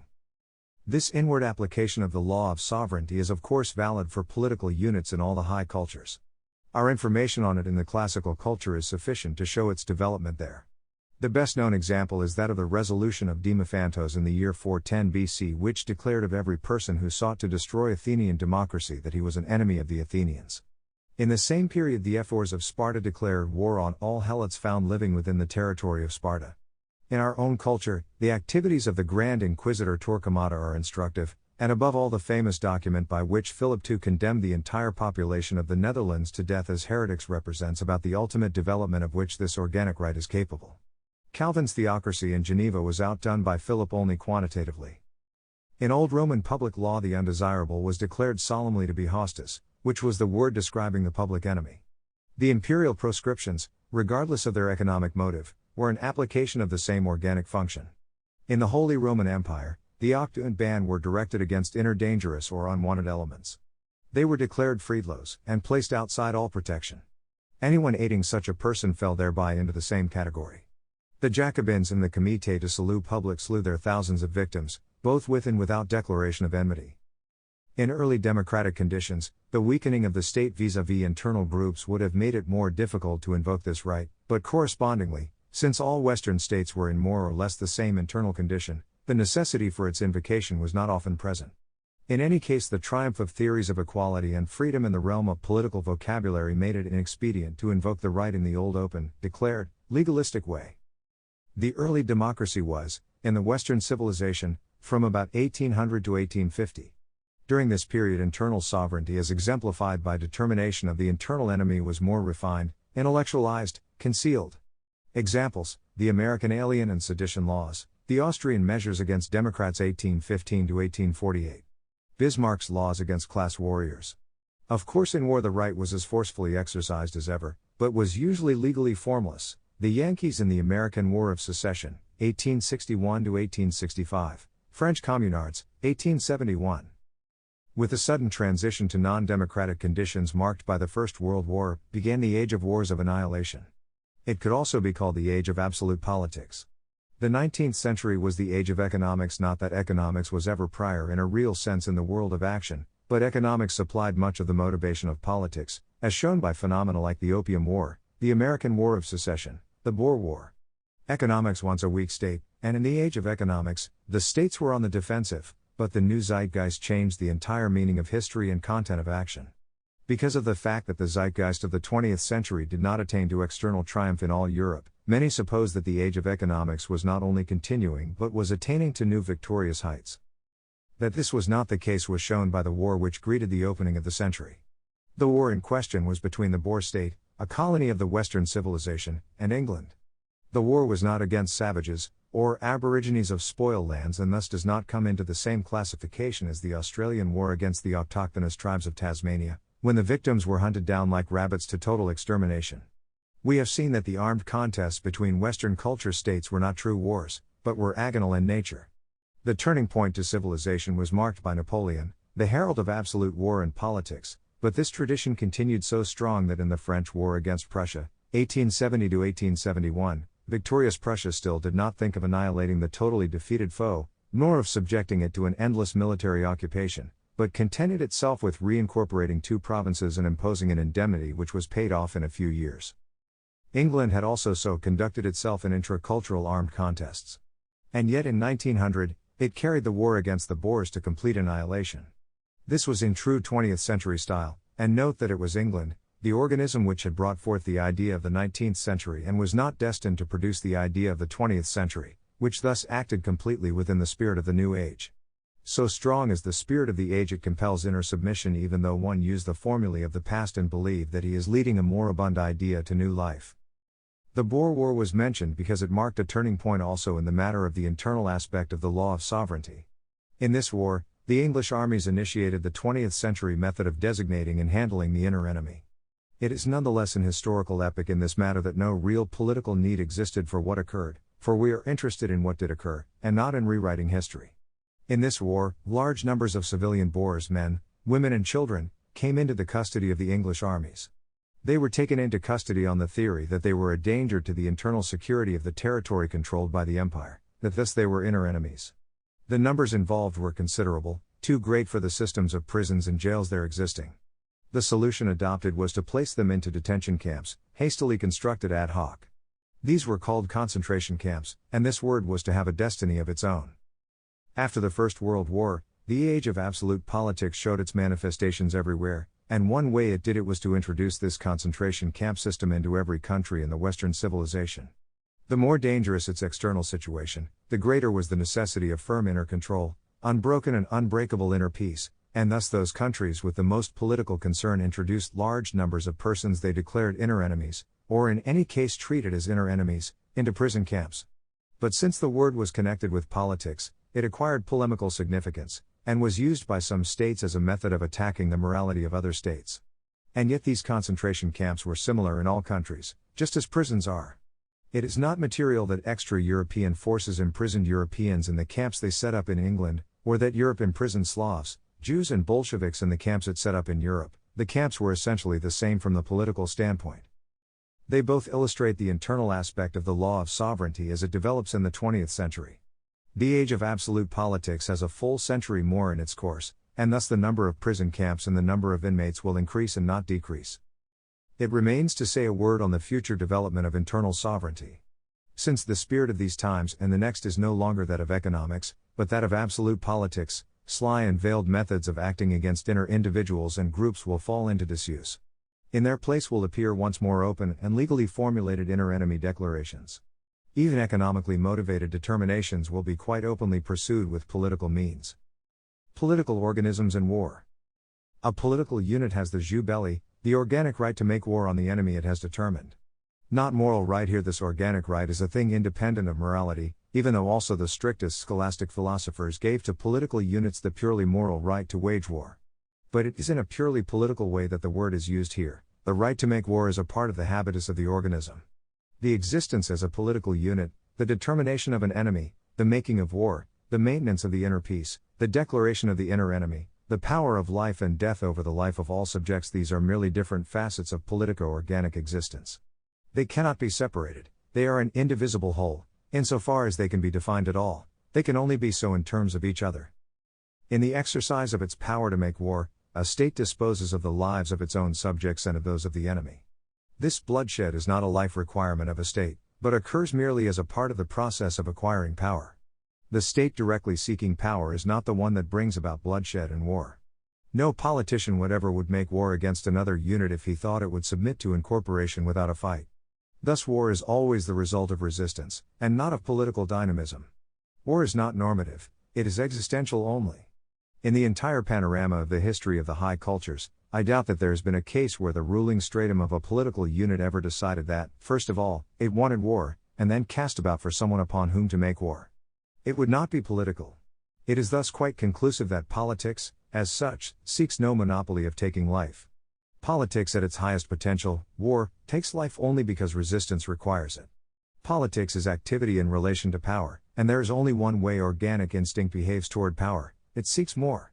Metaphysically, this is the relation between the soul of man and the soul of the high culture on the one hand, and the habitus of the beast of prey on the other hand. Although it permits subjects in certain cases, which it determines, in accordance with the law of sovereignty, to take life, the state never permits subjects to make war. If a group of subjects assume this power, a new state has arisen. If the right of blood revenge turns into clan warfare, the state must intervene, for its existence is involved. That is why, in all states engaged in serious politics, the right of blood revenge is abrogated. The right to make war and in the process to dispose of life is purely political. No church could possibly ask its members to die for the church. This is quite different from insisting that martyrdom is preferable to apostasy, unless it is becoming a political unit. In critical times, many churches, such as Abu Bakr's Islam, have become states, but then they are no longer churches, and they are ruled by the political way of thinking and its basic inner, organic demand for more power, and no longer by the religious imperative of salvation and conversion. It would be cruel and insane to ask men to die in order that the remainder would have an unimpaired, or higher standard of economic life.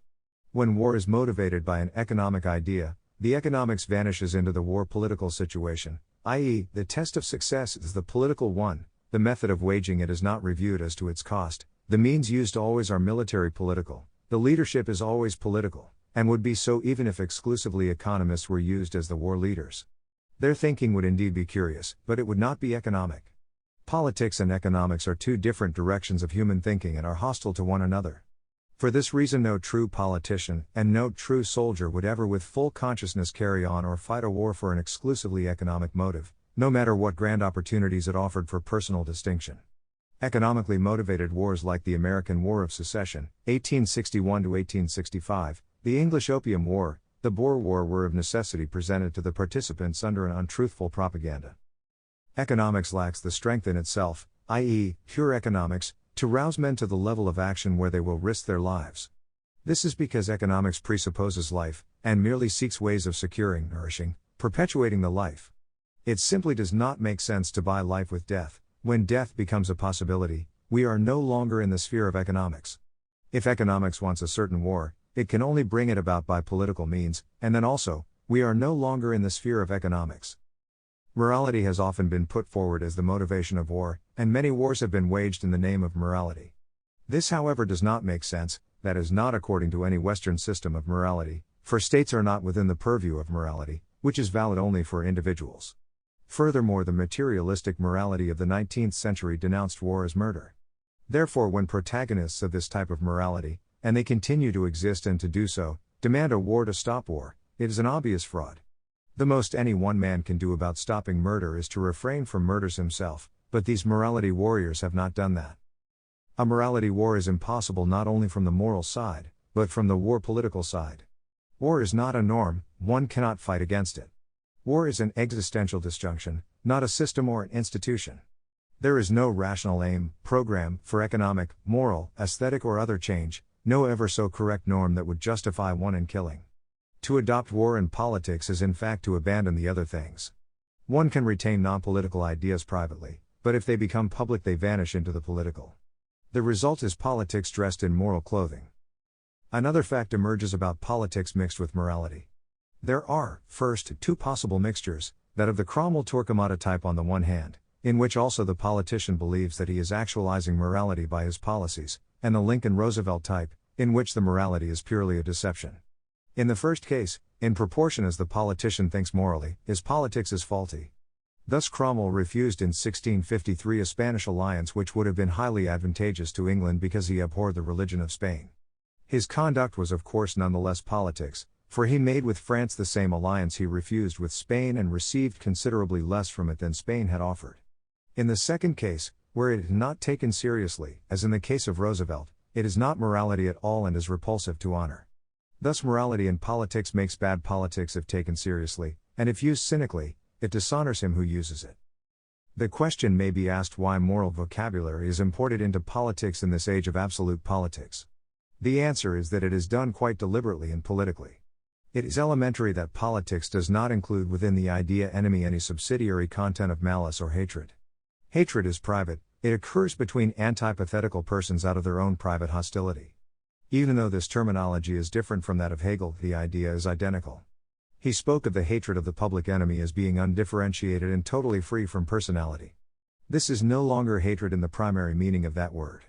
War is between states, and when the enemy state is overcome, what overcome means is a reflex of the age, and in an age of absolute politics means total incorporation of the other state, there can be no more war. Enmity ceases, and if there ever was any animosity of any kind it must cease now, since it was directed, if it was political, against the enemy state. That state is gone.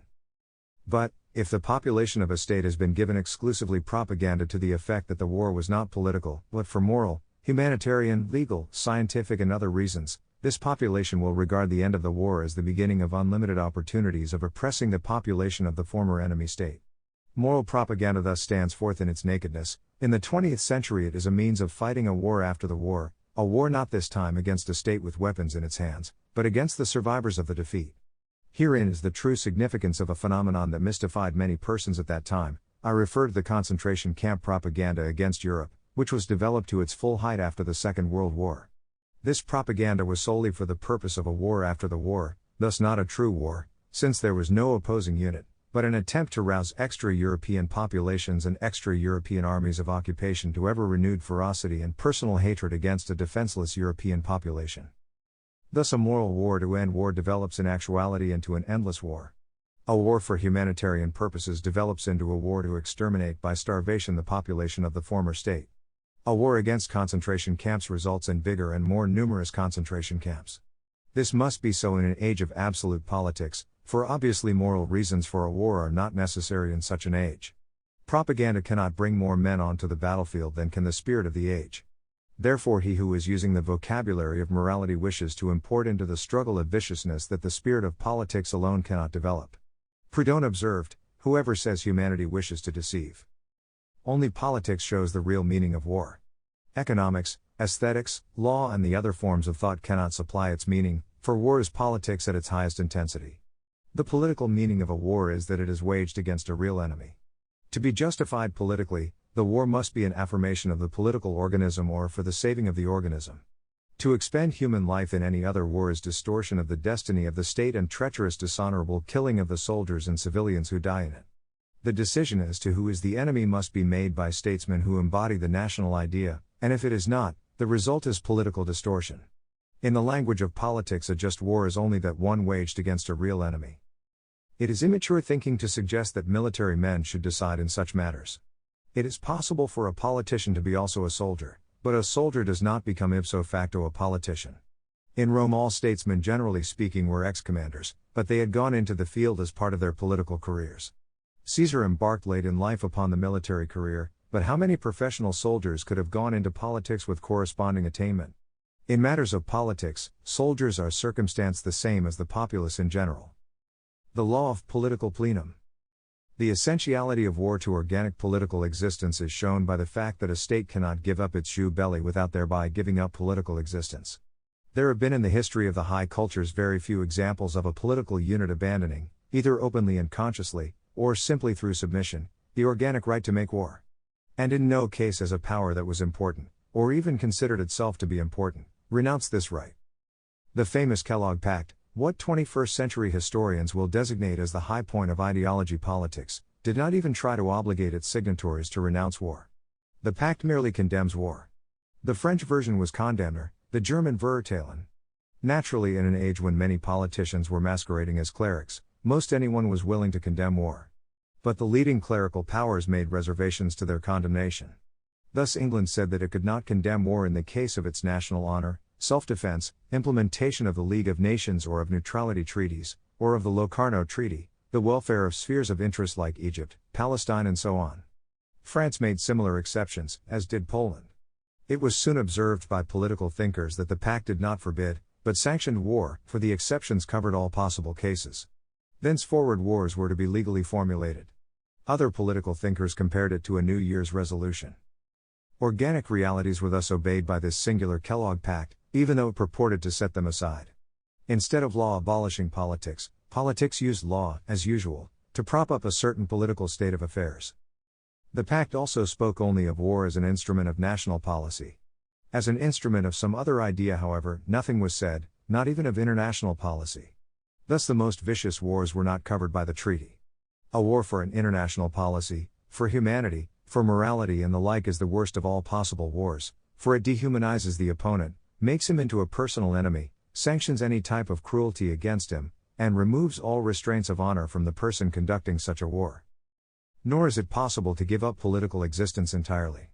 Only a unit may disappear. The organic law of political plenum appears. If a given state should become tired through old age, and wished no longer to carry on war or politics, it could, if it desired, announce its idea to the world of states. It could say that it had renounced enmity and embraced all states as its friends, that it would make no more war and wanted only peace. Such conduct, no matter how logical it would be to effectuate such a wish, would not have that result. Logic does not obtain in politics. A state would by such conduct create a political vacuum, and other states not tired of war and politics would immediately abolish this vacuum and bring the area and population of the abdicating state into its own realm. Such a plenary action might be open and undisguised, or it might be veiled.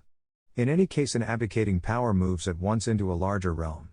A political vacuum is an impossibility in a system of states. This law of political plenum describes actual political situations, and there need be no announcement of abdication by the disappearing state. If such a state merely by reason of the general development of the larger situation sinks into the place where it cannot wage war, i.e., engage in politics, the law of political plenum is at once operative. It is not necessary for the incorporation of the disappearing state into the larger state to be accompanied by the marching in of troops.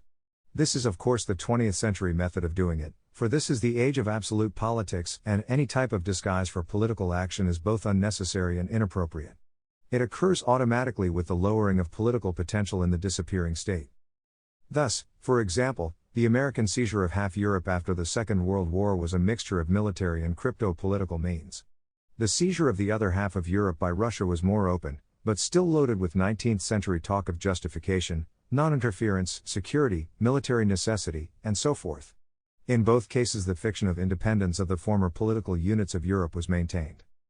This dividing of the Western civilization between the two extra-European forces occurred as an instance of the law of political plenum. European states were individually unable to wage war after 1945 because of the enormous requirements in industrial establishment and manpower. These existed only in Russia and America.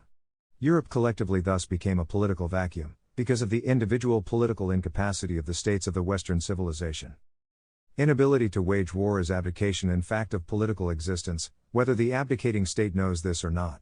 Thus, apart from all fiction, the frontiers which were maintained for a while in Europe after the Second World War were not power frontiers, but administrative lines of demarcation. Thus America and Russia did not take these frontiers seriously, each within its own half of Europe. The only frontier Russia and America took seriously was the one remaining power frontier in Europe, that between them. The world of actual politics at any one time is described by powers capable of waging war. Only political independence can be given up, not political existence. Politics still is present, with its existential embrace of the lives of the whole population. We stand before the organic law of protection and obedience. The law of protection and obedience. The purpose for which the great political thinker Hobbes wrote his Leviathan was to show the world once more the mutual relation between protection and obedience, demanded alike by human nature and divine law. The Roman formula was protego ergo obligo. To him who supplies protection also goes obedience. It will go either voluntarily, as the result of persuasion, or as the result of force. Once more, there is here no moral content in this formula. It may have also a moral aspect, but nothing said about it here relates to any such aspect, or to any other aspect than the purely political. A 20th century outlook on politics is necessarily purely factual, and neither approves nor disapproves of political realities. Approval and disapproval on a moral basis is outside politics. Approval and disapproval on the basis of culture feelings, taste and instinct is, however, the driving force of politics.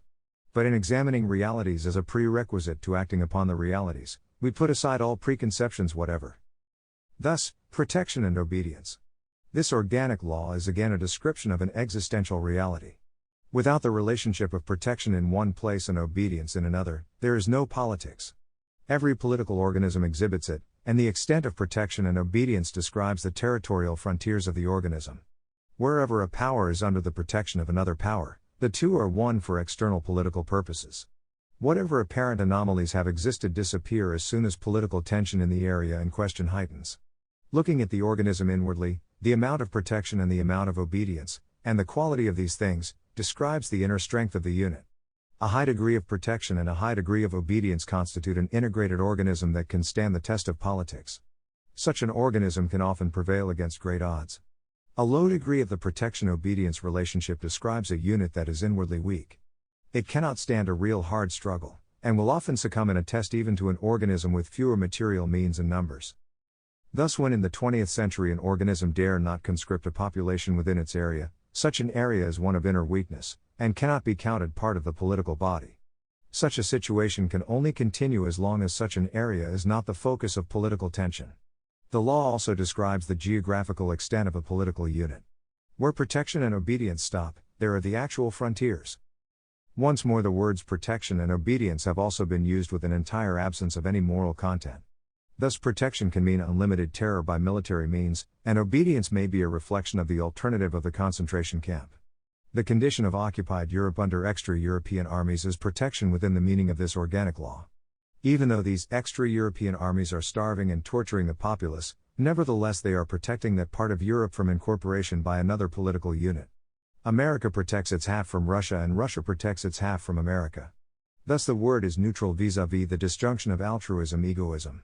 Protection is not kindliness, it is acquisition of power. Obedience is not gratitude, it is political submission from whatever motive. Where the protecting force is within a culture and the area and populace protected also belong to the culture, the obedience will be full, natural and voluntary, on the part of the culture bearing stratum at least when the issue is the existence of the culture. This law describes Western feudalism, for instance. Feudalism is the strongest political system that can arise. It is integrated inwardly and outwardly. It is the system where political activity is within a self-evident cadre of forms. It is an international in the only true sense of the word. It is a phenomenon of equal validity in the whole culture. In our case, it was the form and vessel of all Western happenings for 300 years. The basic formulation of the feudal idea is nothing but protection and obedience. Protectorates such as Western international law recognizes are examples of the law. It also describes any federal units that arise. The central government is the only political one, for it protects and thus receives political obedience. The existential nature of the law is also shown by the fact that if a state is unable to protect an area and population within its system, that area and population will pass into the system of another state that can protect and has the will to protect. The passing may be by revolt, it may be by war. It may be by negotiation, particularly if the protecting state allows a quasi-government to exist in the protected area, which can make a private understanding with other powers to deliver to them the population and territory. This shows incidentally the danger of carrying fictions too far in politics. To boast too loudly that vassals are not vassals may be to transfer them to another allegiance. Similarly, to describe one's fortresses as impregnable is dangerous. This will never convince a resolute state of equal rank, but may convince their owner. A more inclusive way of saying this is that in an age of absolute politics, political appearances should correspond to political reality. In the century of economico-moral cant, mastery consisted in maintaining an elaborate pretense of freedom, and simultaneously there with a rigid condition of servitude. This sort of thing becomes both impracticable and disgusting in this age, which will embrace the two next centuries. Impracticable because the danger constantly exists of deceiving only oneself, and not the political enemy. Disgusting because the more robust forces of this age scorn sly deceits and veiled formulae for the fact of political subordination. In a country where the cant of morality exercises a monopoly over political vocabulary, politicians cannot speak openly even to one another. The propaganda terror necessary to maintain such an absurd type of political terminology in contradiction to facts ends by weakening from within governments in such countries. Anyone making a purely factual remark becomes suspect, and some of the best brains have found their way thus into the concentration camps. International. It has been seen that the world of politics is a pluriverse. This organic fact has within it fatal consequences for the League of Nations type of ideologist, and upon it his scheme's founder. Neither of the two Leagues of Nations which were established by extra-European forces after the first two world wars were international organizations, but merely interstate organizations. The English language does not permit of the clarity of the distinction with the same self-evidence as the German language. German's Existential means occurring between states, as self-contained impenetrable units. International in German means occurring inside of both states, and passing through the state frontiers in every sense. Thus Macedonian terrorism in the 19th and 20th centuries was truly international, but it was not interstate. If the populations of the various states of the world were represented in a League of Nations quite independently of their various states, and if the states had no standing in it whatever, it could then possibly be called an international organization. When the sole membership is of states, then the organization is merely Existential, or in English, interstate. The importance of the distinction is that an interstate organization presupposes states. If they are true states and not states merely in name, they are described by the laws of sovereignty and totality. And in truth, in both leagues at least some of the members were true states in this sense. In the first league, there were at various times 5, 6 or 7 such states. In the second league there were only 2. But as long as there are 2, such a league is merely an arena for the conduct of interstate politics. An international, provided it comes from the soul of the culture, has the possibility of absorbing all states into it, provided it is an idea embracing life totally, i.e., a cultural idea, and not merely a political scheme, and above all not a mere abstraction of some kind, an ideal, and feudalism was such an international. Needless to say, the various class war revolutionary internationals were not this, for they had their origin purely in politics, and were purely negative. A cultural idea cannot be negative, such an idea is not made by men, but comes from the development of the culture, and represents an organic necessity of the higher organism.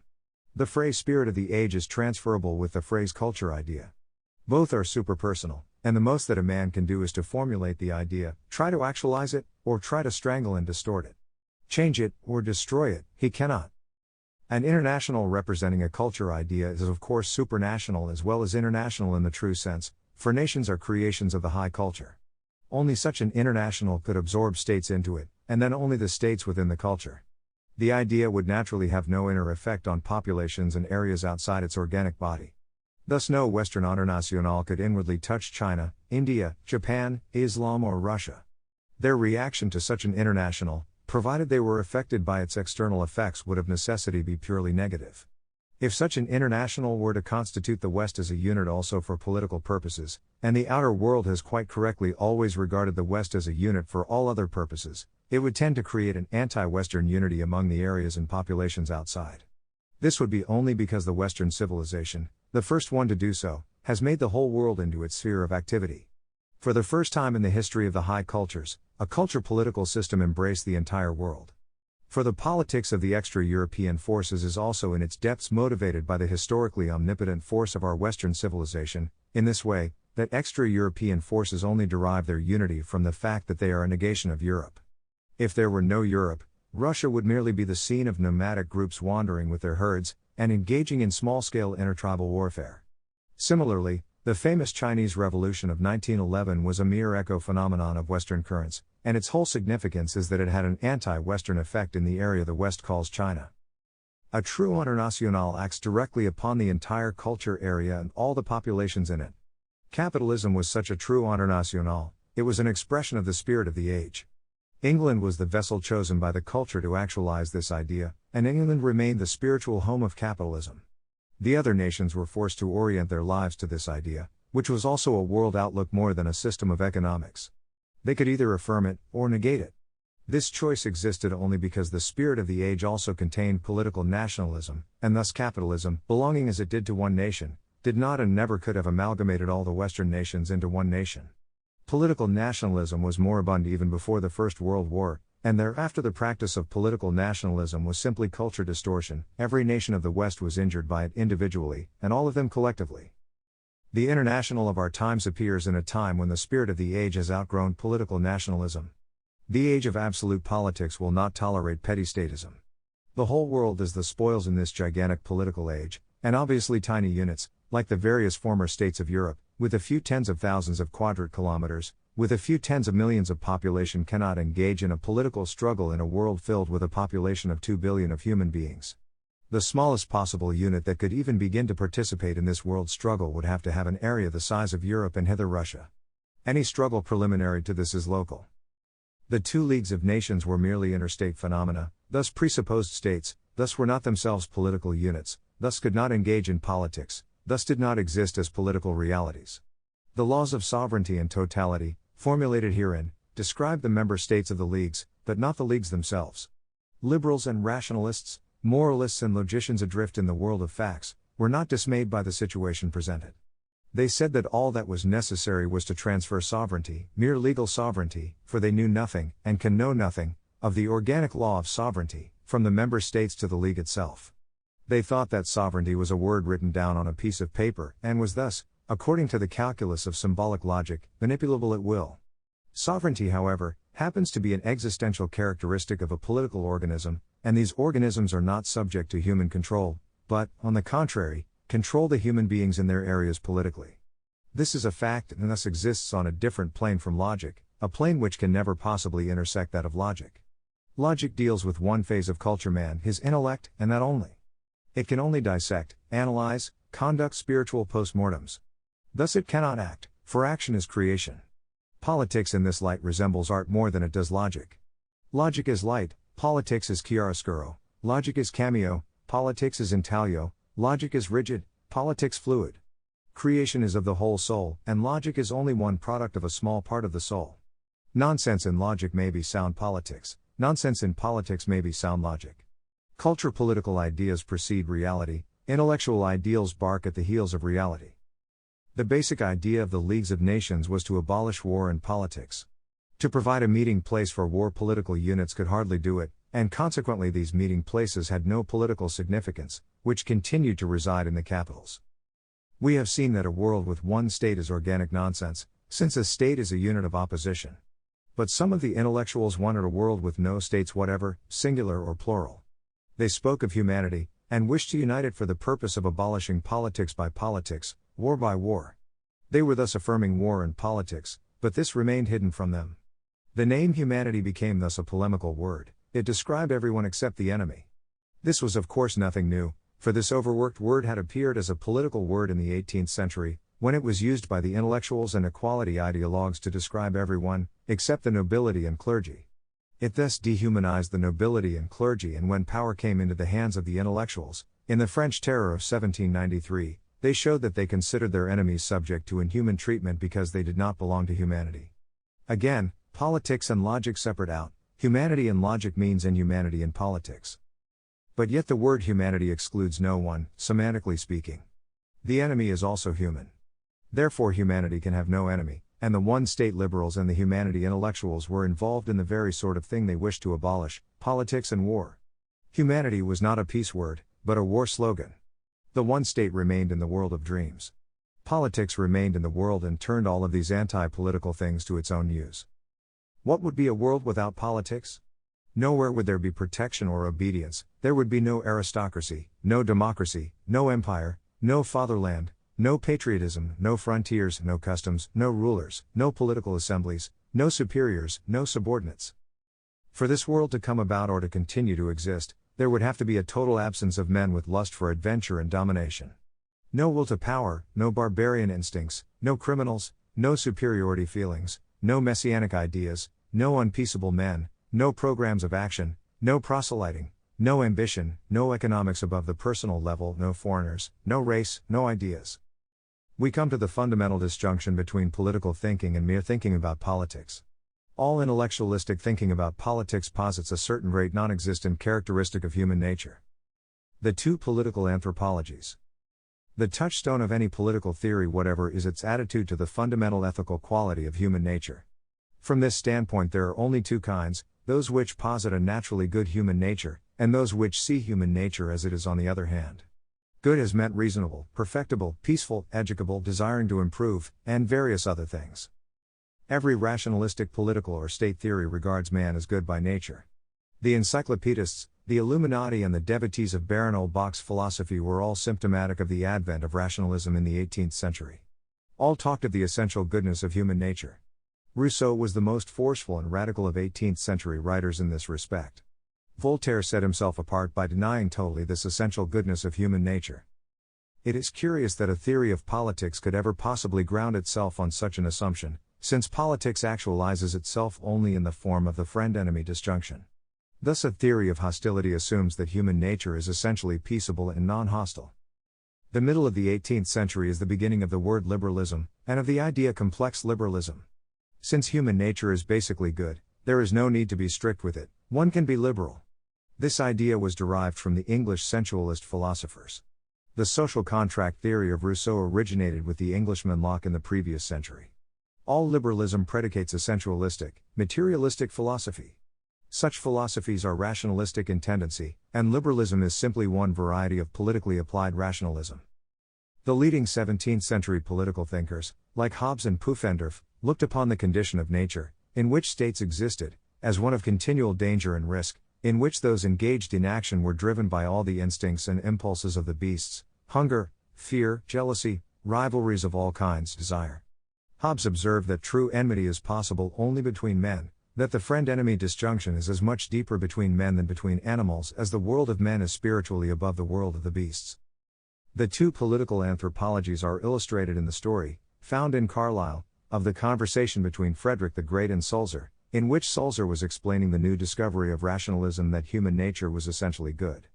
Ach, mein lieber Sulzer, ihr kennt nicht diese verdammt Rasse, said Friedrich, you don't know this damned race. The assumption of the goodness of human nature developed two main branches of theory. Anarchism is the result of radical acceptance of this assumption. Liberalism uses the assumption merely to weaken the state and make it subservient to society.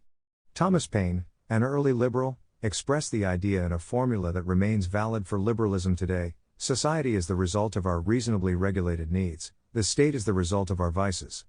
Anarchism is the more radical in proportion to the completeness of its acceptance of the human goodness assumption. The idea of balance of power, a technique of weakening the state, is liberal throughout. By this means the state is to be rendered subject to economics. It cannot be called a state theory, for it is a mere negative. It does not deny the state completely, but wants it decentralized and weakened. It does not want the state to be the center of gravity of the political organism. It prefers to think of the organism as society, a loose grouping of free and independent groups and individuals, whose freedom finds its sole limitation with the customary criminal law. Thus liberalism has no objection to individuals being more powerful than the state, being above the law. What liberalism dislikes is authority. The state, as the grandest symbol of authority, is hated. The two noble orders, as the symbols of authority, are likewise hated. Anarchism, the radical denial of the state, and of all organization whatever, is an idea of genuine political force. It is anti-political in its theory, But by its intensity it is political in the only way that politics can manifest itself, i.e., it can bring men into its service and range them against others as enemies. During the 19th century, anarchism was a force to be reckoned with, although it was nearly always allied with some other movement. Particularly in 19th and early 20th century Russia was anarchism a powerful political reality. It was known there as nihilism.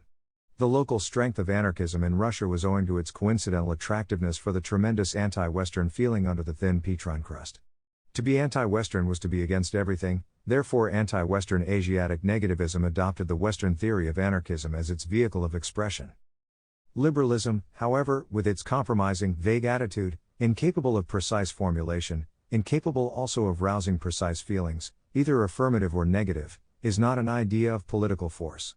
Its numerous devotees, in the 18th, 19th and 20th centuries have taken part in practical politics only as the ally of other groups. It could not create an issue, it could not line up men as friends or enemies, therefore it was not a political idea, but only an idea about politics. Its followers had to be for or against other ideas as a means of expressing their liberalism. Anarchism was able to rouse men to sacrifice of life, not so liberalism. It is one thing to die to wipe out all order, all state, it is quite another to die in order to bring about a decentralization of state power. Liberalism is in essence non-political, it is outside of politics. It would like to have politics serve as the handmaid of economics and society. Liberalism. Liberalism is a most important byproduct of rationalism, and its origins and ideology must be clearly shown. The Enlightenment period of Western history which set in after the Counter-Reformation laid more and more stress on intellect, reason and logic as it developed. By the middle of the 18th century this tendency produced rationalism. Rationalism regarded all spiritual values as its objects and proceeded to revalue them from the standpoint of reason. Inorganic logic is the faculty men have always used for solving problems of mathematics, engineering, transportation, physics and other non-valuing situations. Its insistence on identity and rejection of contradiction are practicable in material activity. They afford intellectual satisfaction also in matters of purely abstract thought, like mathematics and logic, but if pursued far enough they turn into mere techniques, simple assumptions whose only justification is empirical. The end of rationalism is pragmatism, the suicide of reason. This adaptation of reason to material problems causes all problems whatever to become mechanical when surveyed in the light of reason, without any mystical admixture of thought or tendency whatever. Descartes reasoned the animals into automata, and a generation or so later, man himself was rationalized into an automaton, or equally, an animal. Organisms became problems in chemistry and physics, and superpersonal organisms simply no longer existed, for they are not amenable to reason, not being visible or measurable. Newton provided the universe of stars with a non-spiritual self-regulating force. The next century removed the spirit from man, his history and his affairs. Reason to test the inexplicable, the mysterious, the half-light. In a practical problem in machinery or shipbuilding one must feel that all the factors are under his knowledge and control. There must be nothing unpredictable or out of control. Rationalism, which is the feeling that everything is subject to and completely explicable by reason, consequently rejects everything not visible and calculable. If a thing actually cannot be calculated, reason merely says that the factors are so numerous and complicated that in a purely practical way they render the calculation unfeasible, but do not make it theoretically impossible. Thus reason also has its will to power, whatever does not submit is pronounced recalcitrant, or is simply denied existence. When it turned its gaze to history, rationalism saw the whole tendency as one toward reason. Man was emerging during all those millennia, he was progressing from barbarism and fanaticism to enlightenment, from superstition to science, from violence to reason, from dogma to criticism, from darkness to light. No more invisible things, no more spirit, no more soul, no more God, no more church and state. The two poles of thought are the individual and humanity. Anything separating them is irrational. This branding of things as irrational is in fact correct. Rationalism must mechanize everything, and whatever cannot be mechanized is of necessity irrational. Thus the entirety of history becomes irrational, its chronicles, its processes, its secret force destiny. Rationalism itself, as a byproduct of a certain stage in the development of a high culture, is also irrational. Why rationalism follows one spiritual phase, why it exercises its brief sway, why it vanishes once more into religion, these questions are historical, thus irrational. Liberalism is rationalism in politics. It rejects the state as an organism, and can only see it as the result of a contract between individuals. The purpose of life has nothing to do with states, for they have no independent existence. Thus the happiness of the individual becomes the purpose of life. Bentham made this as coarse as it could be made in collectivizing it into the greatest happiness of the greatest number. If herding animals could talk, they would use this slogan against the wolves. To most humans, who are the mere material of history, and not actors in it, happiness means economic well-being. Reason is quantitative, not qualitative, and thus makes the average man into man. Man is a thing of food, clothing, shelter, social and family life, and leisure. Politics sometimes demands sacrifice of life for invisible things. This is against happiness, and must not be. Economics, however, is not against happiness, but is almost coextensive with it. Religion and church wish to interpret the whole of life on the basis of invisible things, and so militate against happiness. Social ethics, on the other hand, secure economic order, thus promote happiness. Here liberalism found its two poles of thought, economics and ethics. They correspond to individual and humanity. The ethics, of course, is purely social, materialistic. If older ethics is retained, its former metaphysical foundation is forgotten, and it is promulgated as a social, and not a religious, imperative. Ethics is necessary to maintain the order necessary as a framework for economic activity. Within that framework, however, the individual must be free. This is the great cry of liberalism: freedom. Man is only himself, and is not tied to anything except by choice. Thus society is the free association of men and groups. The state, however, is unfreedom, compulsion, violence. The church is spiritual unfreedom. All things in the political domain were transvalued by liberalism. War was transformed into either competition, seen from the economic pole, or ideological difference, seen from the ethical pole. Instead of the mystical rhythmical alternation of war and peace, it sees only the perpetual concurrence of competition or ideological contrast, which in no case becomes hostile or bloody. The state becomes society or humanity on the ethical side, a production and trade system on the economic side. The will to accomplish a political aim is transformed into the making of a program of social ideals on the ethical side, of calculation on the economic side. Power becomes propaganda, ethically speaking, and regulation, economically speaking. The purest expression of the doctrine of liberalism was probably that of Benjamin Constant. In 1814 he set forth his views on the progress of man. He looked upon the 18th century Enlightenment with its intellectualistic humanitarian cast as merely preliminary to the true liberation, that of the 19th century. Economics, industrialism, and technics represented the means of freedom. Rationalism was the natural ally of this trend. Feudalism, reaction, war, violence, state politics, authority, all were overcome by the new idea, supplanted by reason, economics, freedom, progress, and parliamentarism. War, being violent and brutal, was unreasonable, and is replaced by trade, which is intelligent and civilized. War is condemned from every standpoint. Economically it is a loss even to the victor. The new war techniques, artillery, made personal heroism senseless, and thus the charm and glory of war departed with its economic usefulness. In earlier times, war peoples had subjugated trading peoples, but no longer. Now trading peoples step out as the masters of the earth. A moment's reflection shows that liberalism is entirely negative. It is not a formative force, but always and only a disintegrating force. It wishes to depose the twin authorities of church and state, substituting for them economic freedom and social ethics. It happens that organic realities do not permit of more than the two alternatives: the organism can be true to itself, or it becomes sick and distorted, a prey for other organisms. Thus the natural polarity of leaders and led cannot be abolished without annihilating the organism. Liberalism was never entirely successful in its fight against the state, despite the fact that it engaged in political activity throughout the 19th century in alliance with every other type of state disintegrating force. Thus there were national liberals, social liberals, free conservatives, liberal Catholics. They allied themselves with democracy, which is not liberal but irresistibly authoritarian in success. They sympathized with anarchists when the forces of authority sought to defend themselves against them. In the 20th century, liberalism joined Bolshevism in Spain, and European and American liberals sympathized with Russian Bolsheviks. Liberalism can only be defined negatively. It is a mere critique, not a living idea. Its great word freedom is a negative. It means in fact, freedom from authority, i.e., disintegration of the organism. In its last stages it produces social atomism, in which not only the authority of the state is combated, but even the authority of society and the family. Divorce takes equal rank with marriage, children with parents. This constant thinking in negatives caused political activists like Marx, Lawrence V. Stein and Ferdinand Lassalle to despair of it as a political vehicle. Its attitudes were always contradictory. It sought always a compromise. It sought always to balance democracy against monarchy, managers against hand workers, state against society, legislative against judicial. In a crisis, liberalism as such was not to be found. Liberals found their way onto one or the other side of a revolutionary struggle, depending on the consistency of their liberalism and its degree of hostility to authority. Thus, liberalism in action was just as political as any state ever was. It obeyed organic necessity by its political alliances with non-liberal groups and ideas.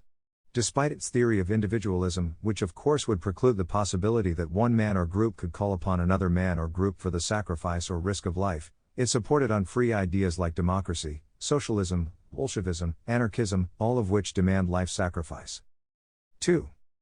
From its anthropology of the basic goodness of human nature in general, rationalism produced 18th century encyclopedism, Freemasonry, democracy, and anarchism, as well as liberalism, each with its offshoots and variations. Each played its part in the history of the 19th century and, owing to the critical distortion of the whole Western civilization entailed by the first two world wars, even in the 20th century, where rationalism is grotesquely out of place, and slowly transformed itself into irrationalism. The corpse of liberalism was not even interred by the middle of the 20th century.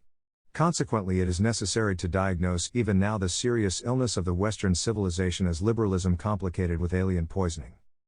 Because liberalism views most men as harmonious or good, it follows that they should be allowed to do as they like. Since there is no higher unit to which all are tied, and whose superpersonal life dominates the lives of the individuals, each field of human activity serves only itself, as long as it does not wish to become authoritative, and stays within the framework of society. Thus art becomes art for art's sake, l'art pour l'art. All areas of thought and action become equally autonomous. Religion becomes mere social discipline, since to be more is to assume authority. Science, philosophy, education, all are equally worlds unto themselves. None are subject to anything higher. Literature and techniques are entitled to the same autonomy. The function of the state is merely to protect them by patents and copyrights. But above all, economics and law are independent of organic authority, i.e., of politics. 21st century readers will find it difficult to believe that once the idea prevailed that each person should be free to do as he pleased in economic matters, even if his personal activity involved the starvation of hundreds of thousands, the devastation of entire forest and mineral areas, and the stunting of the power of the organism, that it was quite permissible for such an individual to raise himself above the weakened public authority, and to dominate, by private means, the inmost thoughts of whole populations by his control of press, radio and mechanized drama. They will find it more difficult yet to understand how such a person could go to the law to enforce his destructive will.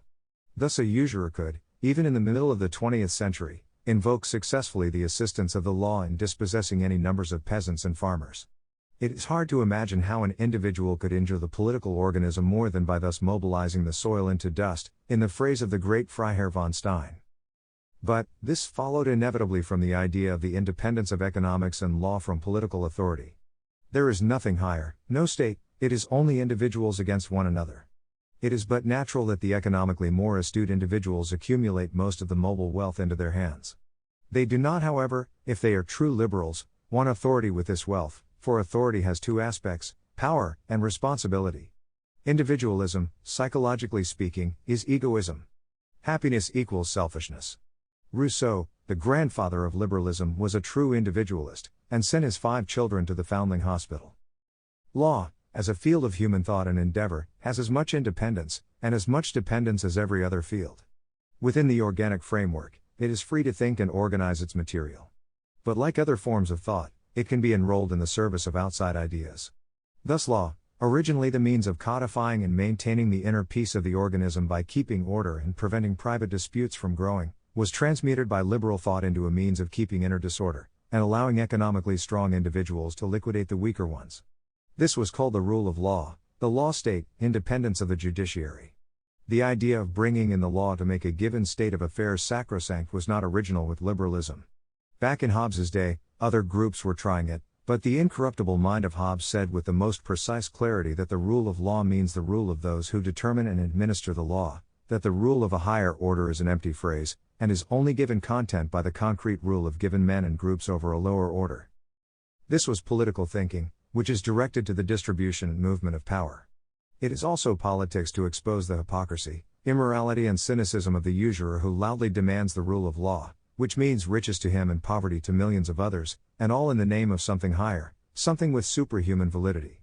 When authority resurges once more against the forces of rationalism and economics, it proceeds at once to show that the complex of transcendental ideals with which liberalism equipped itself is as valid as the legitimism of the era of absolute monarchy, and no more. The monarchs were the strongest protagonists of legitimism, the financiers of liberalism. But the monarch was tied to the organism with his whole existence, he was responsible organically even where he was not responsible in fact. Thus Louis XVI and Charles I. Countless other monarchs and absolute rulers have had to flee because of their symbolic responsibility. But the financier has only power, no responsibility, not even symbolic, for, as often as not, his name is not generally known.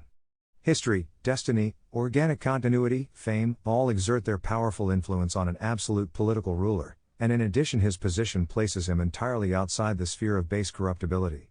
The financier, however, is private, anonymous, purely economic, irresponsible. In nothing can he be altruistic, his very existence is the apotheosis of egoism. He does not think of history, of fame, of the furtherance of the life of the organism, of destiny, and furthermore he is eminently corruptible by base means, as his ruling desire is for money and ever more money.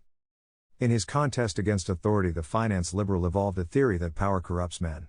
It is, however, vast anonymous wealth which corrupts, since there are no superpersonal restraints on it, such as bring the true statesman completely into the service of the political organism, and place him above corruption. It was precisely in the fields of economics and law that the liberal doctrine had the most destructive effects on the health of the Western civilization. It did not matter much that aesthetics became independent, for the only art form in the West which still had a future, Western music, paid no attention to theories and continued on its grand creative course to its end in Wagner and his epigones. Baudelaire is the great symbol of l'art pour l'art, sickness as beauty. Baudelaire is thus liberalism in literature, disease as a principle of life, crisis as health, morbidity as soul life, disintegration as purpose. Man as individualist, an atom without connections, the liberal ideal of personality. It was in fields of action rather than of thought that the injury was greatest. Allowing the initiative in economic and technical matters to rest with individuals, subject to little political control, resulted in the creation of a group of individuals whose personal wills were more important than the collective destiny of the organism and the millions of the population. The law which served this state of affairs was completely divorced from morality and honor. To disintegrate the organism from the spiritual side, what morality was recognized was divorced from metaphysics and religion, and related only to society. The criminal law reflected finance liberalism by punishing crimes of violence and passion, but not classifying such things as destroying national resources, throwing millions into want, or usury on a national scale.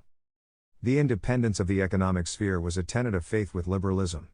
This was not subject to discussion. There was even evolved an abstraction named economic man, whose actions could be predicted as though economics were a vacuum. Economic gain was his sole motive, greed alone spurred him on.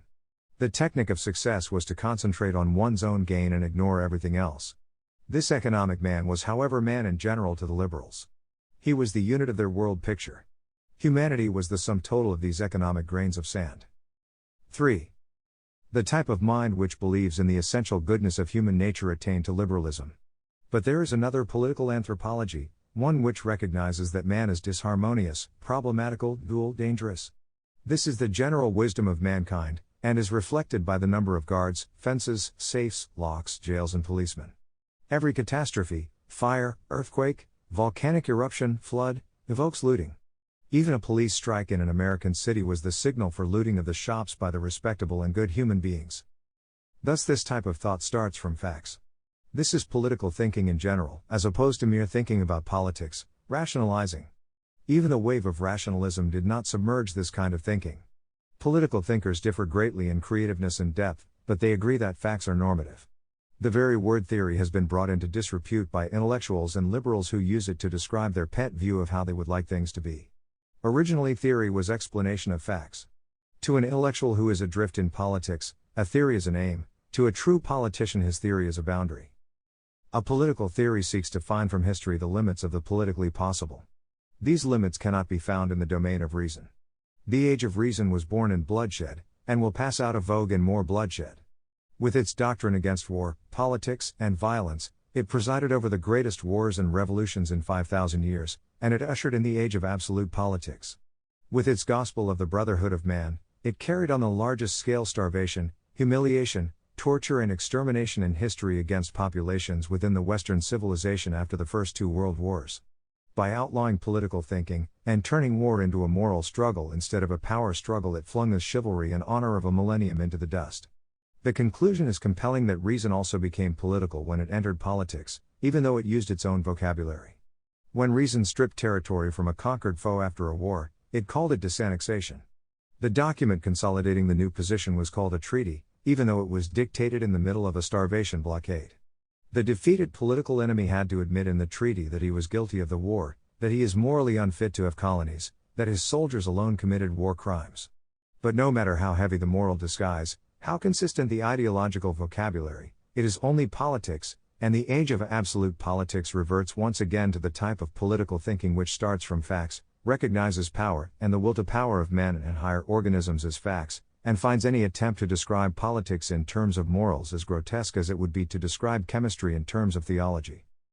There is a whole tradition of political thinking in the Western culture, of which some of the leading representatives are Montaigne, Machiavelli, Hobbes, Leibniz, Bossuet, Fichte, de Maistre, Donoso-Cortés, Hippolyte Taine, Hegel, Carlyle. While Herbert Spencer was describing history as the progress from military feudal to commercial industrial organization, Carlyle was showing to England the Prussian spirit of ethical socialism, whose inner superiority would exert on the whole Western civilization in the coming political age an equally fundamental transformation as had capitalism in the economic age.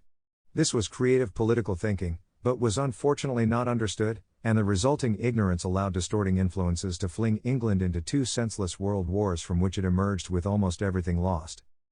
Hegel posited a three-stage development of mankind from the natural community through the bourgeois community to the state.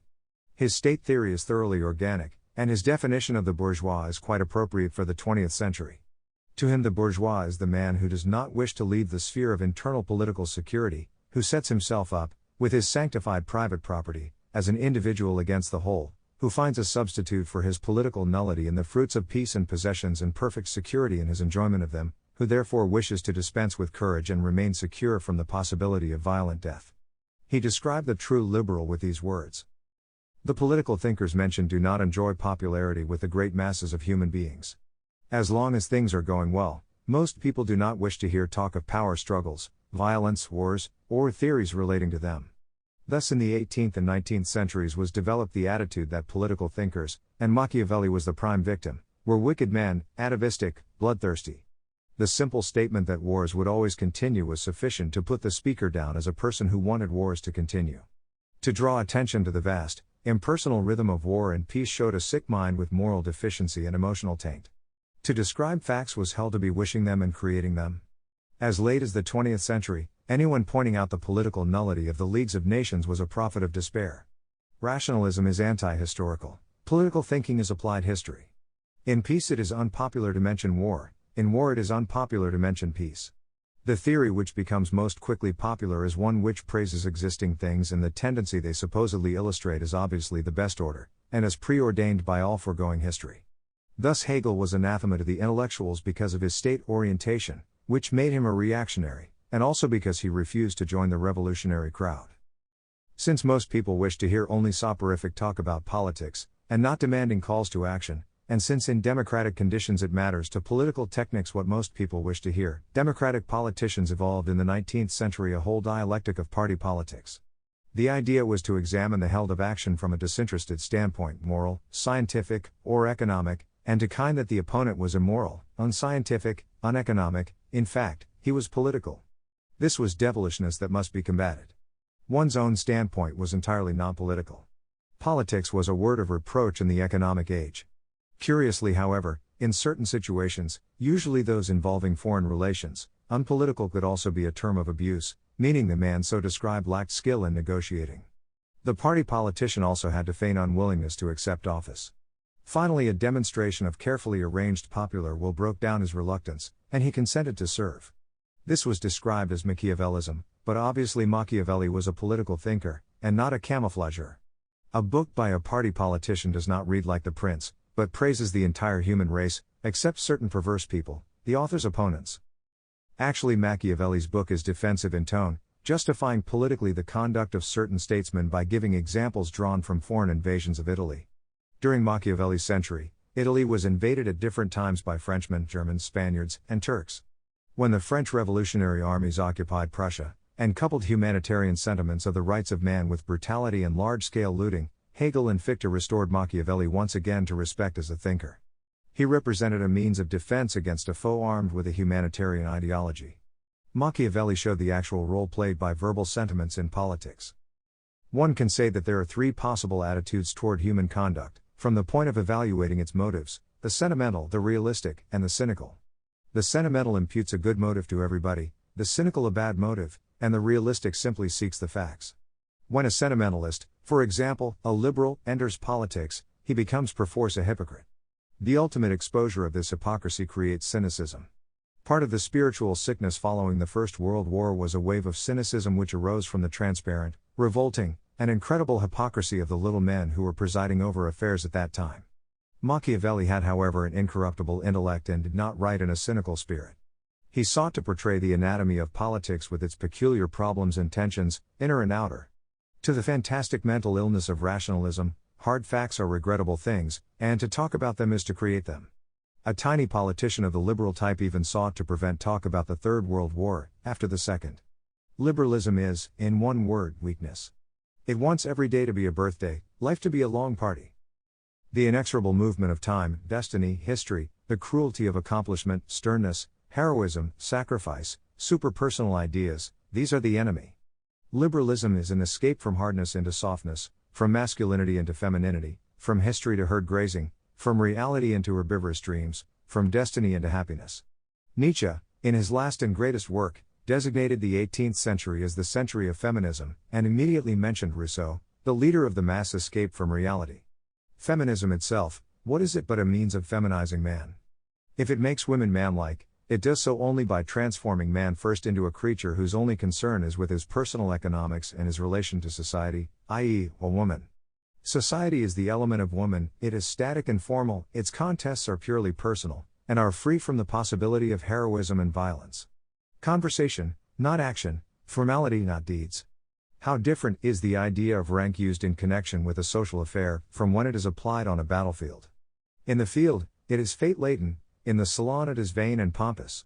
A war is fought for control, social contests are inspired by feminine vanity and jealousy to show that one is better than someone else. And yet what does liberalism do ultimately to woman? It puts a uniform on her and calls her a soldier. This ridiculous performance but illustrates the eternal fact that history is masculine, that its stern demands cannot be evaded, that the fundamental realities cannot be renounced, even by the most elaborate make-believe. Liberalistic tampering with sexual polarity only wreaks havoc on the souls of individuals, confusing and distorting them, but the man-woman and the woman-man it creates are both subject to the higher destiny of history. Democracy. Another important byproduct of rationalism is democracy. The word has many meanings, and in the First World War it passed into the ownership of extra-European forces, and was declared synonymous with liberalism. This was, of course, a polemical meaning, and there are several variations on this side. But first, the historical origin of democracy. It arose in the middle of the 18th century with the coming of rationalism.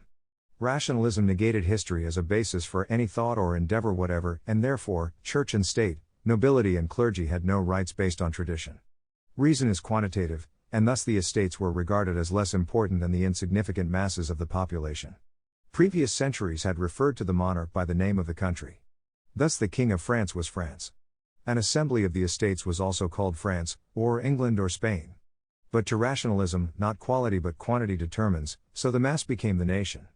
The people became a polemical word to shut out the estates, and deny them the right to political existence. At first, the mass was called the Third Estate, but later all estates were denied. The idea of democracy was, however, saturated with will to power. It is not a mere abstraction, it is an organic idea, with superpersonal force.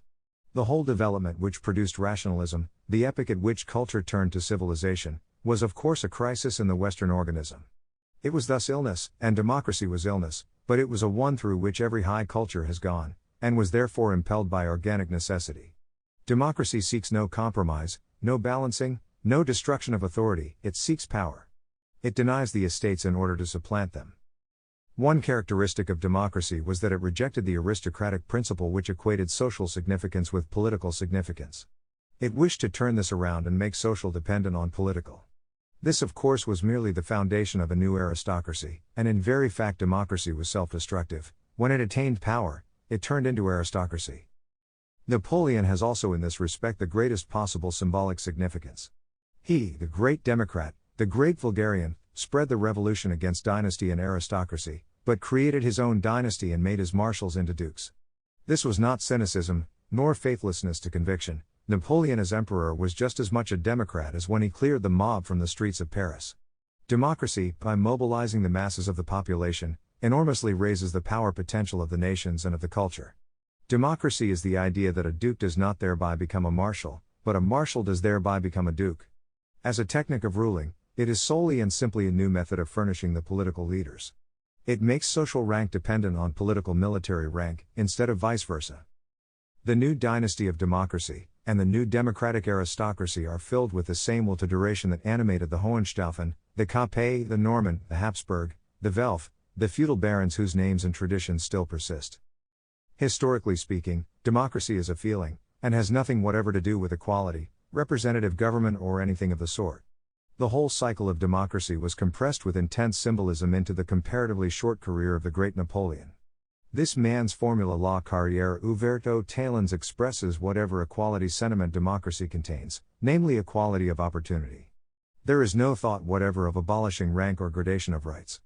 Revolution, consolidation, imperialism, the history of democracy. But the expression of the whole cycle of democracy in the short span of Napoleon's life was symbolic only, for democracy had most of its lifespan of 2 centuries ahead of it. Democracy is not a retreat from reality, from war, history, and politics, like liberalism.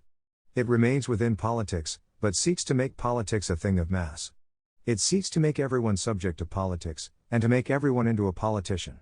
Napoleon's remark to go to politics is destiny expresses this widening of the base of political power that is democracy. Up to the end of the 18th century, war and politics were for the cabinets, the kings, and small professional armies. Politics and war seldom touched the ordinary person. Democracy changed all this. It put the entire manpower of the nation onto the battlefields, it forced everyone to have an opinion on matters of government, it forced him then to express the opinion in plebiscites and elections. If he had no independent opinion, and more than 99% of men do not, it forced an opinion on him, and told him it was his. It was fate for the idea of democracy that it was born at the same time as the economic age. It meant that its authoritarian tendency was, as it were, strangled, and it would have to wait for a political age to express itself again, after its brief flash of glory in Napoleon. But the end of the economic age was also the end of the democracy idea. Thus democracy in fact was throughout most of its history a servant of economics in its battle against authority. Democracy had 2 poles, ability and mass. It put everyone into politics, and allowed the successful ones an amount of power tenfold that of any absolute monarch. But Napoleon himself could not stand against the forces which money mobilized against him in the economic age, and the lesser democratic dictators were more easily overwhelmed. In Spanish South America, where the money power was not absolute, a whole tradition of democratic dictators, Bolívar, Rosas, Francia, O'Higgins, some of the best known, show the powerful authoritarian tendency in popular government. But in most countries only the vocabulary of democracy was retained, and this enabled the economic powers to conduct themselves in a more or less absolute fashion, for they had struck down the state with democracy, and then bought democracy. In later democratic conditions, in our case from 1850, it was solely the financier whose interest was served by the constitutionalized anarchy called democracy. The word democracy thus passed into the possession of money, and it was transformed from its historical meaning into its 20th century meaning. The culture distorters use it as meaning the denial of qualitative differences among nations and races, thus the foreigner must be admitted to the positions of wealth and authority. To the financier, it means the rule of law, his law, which makes possible his unprecedented usury by means of his monopoly of money. But democracy perishes with rationalism. The idea of basing political power on the masses of the population was a technique at best.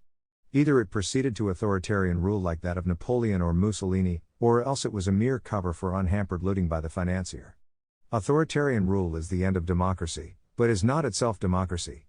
With the coming of the age of absolute politics, the necessity for pretexts falls away. Plebiscites and elections become old-fashioned, and finally cease altogether. The symbiosis of war and politics supports itself and does not claim it represents any class. In the annihilation war between authority and money, democracy may be a slogan for either side, but more than a slogan it cannot be.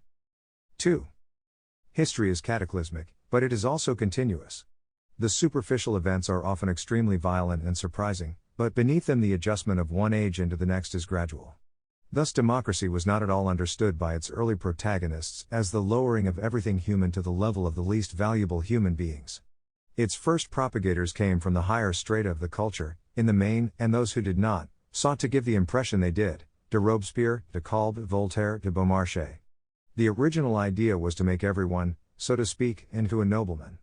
Naturally, in the blind hatred and passionate jealousy of the Terror of '93 this was obscured, but tradition does not perish in one onslaught, and on the social side, the battle of democracy versus tradition was long and hard. The authoritarian political tendency of democracy was, as seen, strangled at birth by the power of money in an economic age. But the word then became a slogan in the social battle, and in the economic battle. It always meant mass, quantity, numbers as opposed to quality and tradition.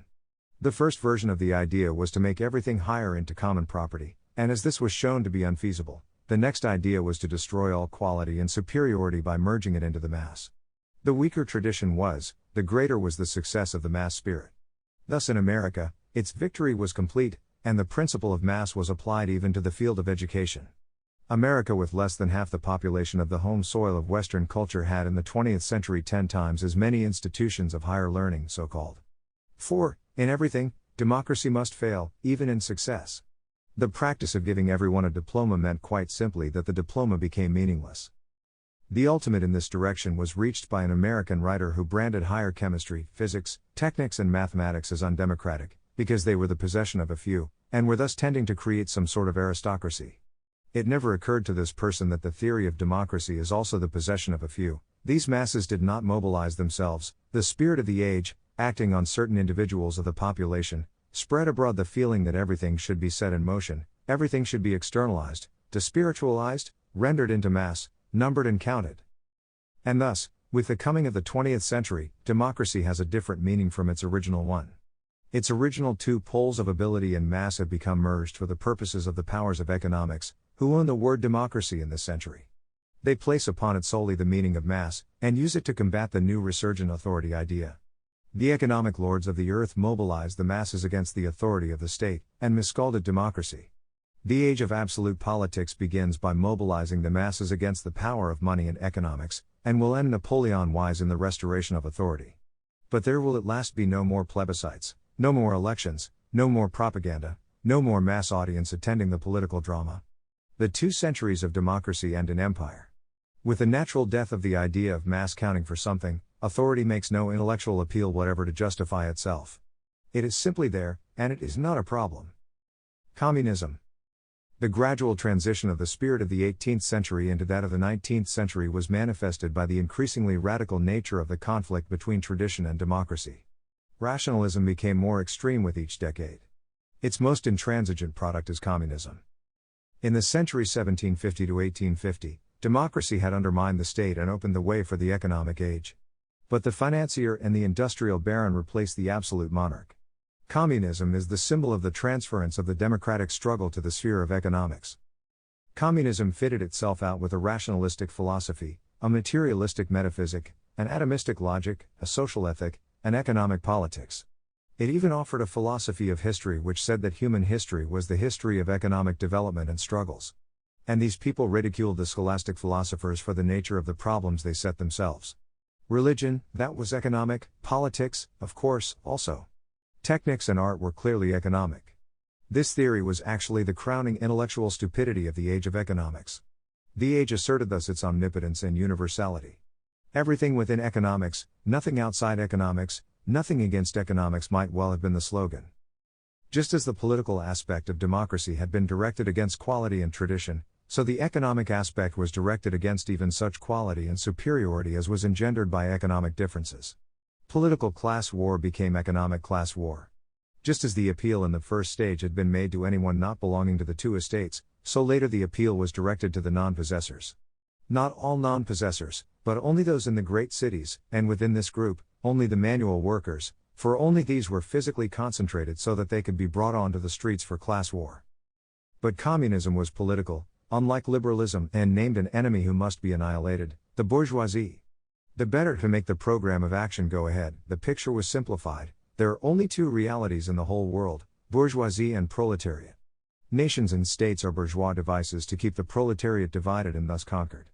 This was the origin of the idea that communism was an international, but its strength as an international was shown in 1914, when the class war organizations in all countries threw themselves heartily into the fight among the nations.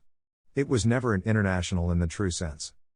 Nevertheless, it was an affirmation of politics, and was a force to be reckoned with during the economic age. It was able in various Western countries to bring about civil war, for example, France, 1871.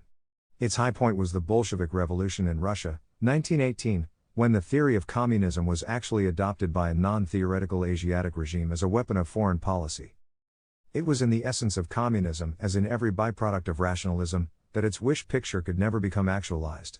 Using inorganic logic to construct a program for actuality does not change the fact that an organism has its own structure, development, and tempo. This can be injured, distorted, annihilated from without, but inwardly changed it cannot be.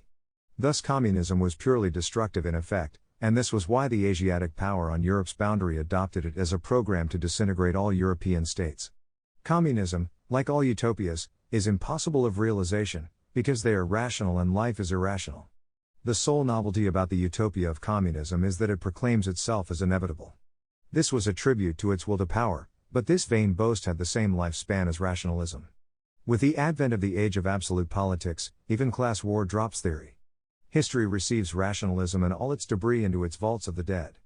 Death, and not refutation, is the fate of rationalistic theories of politics and economics. We who live in the middle of the 20th century will witness the final desuetude of rationalism and its progeny. Association and dissociation of forms of thought and action.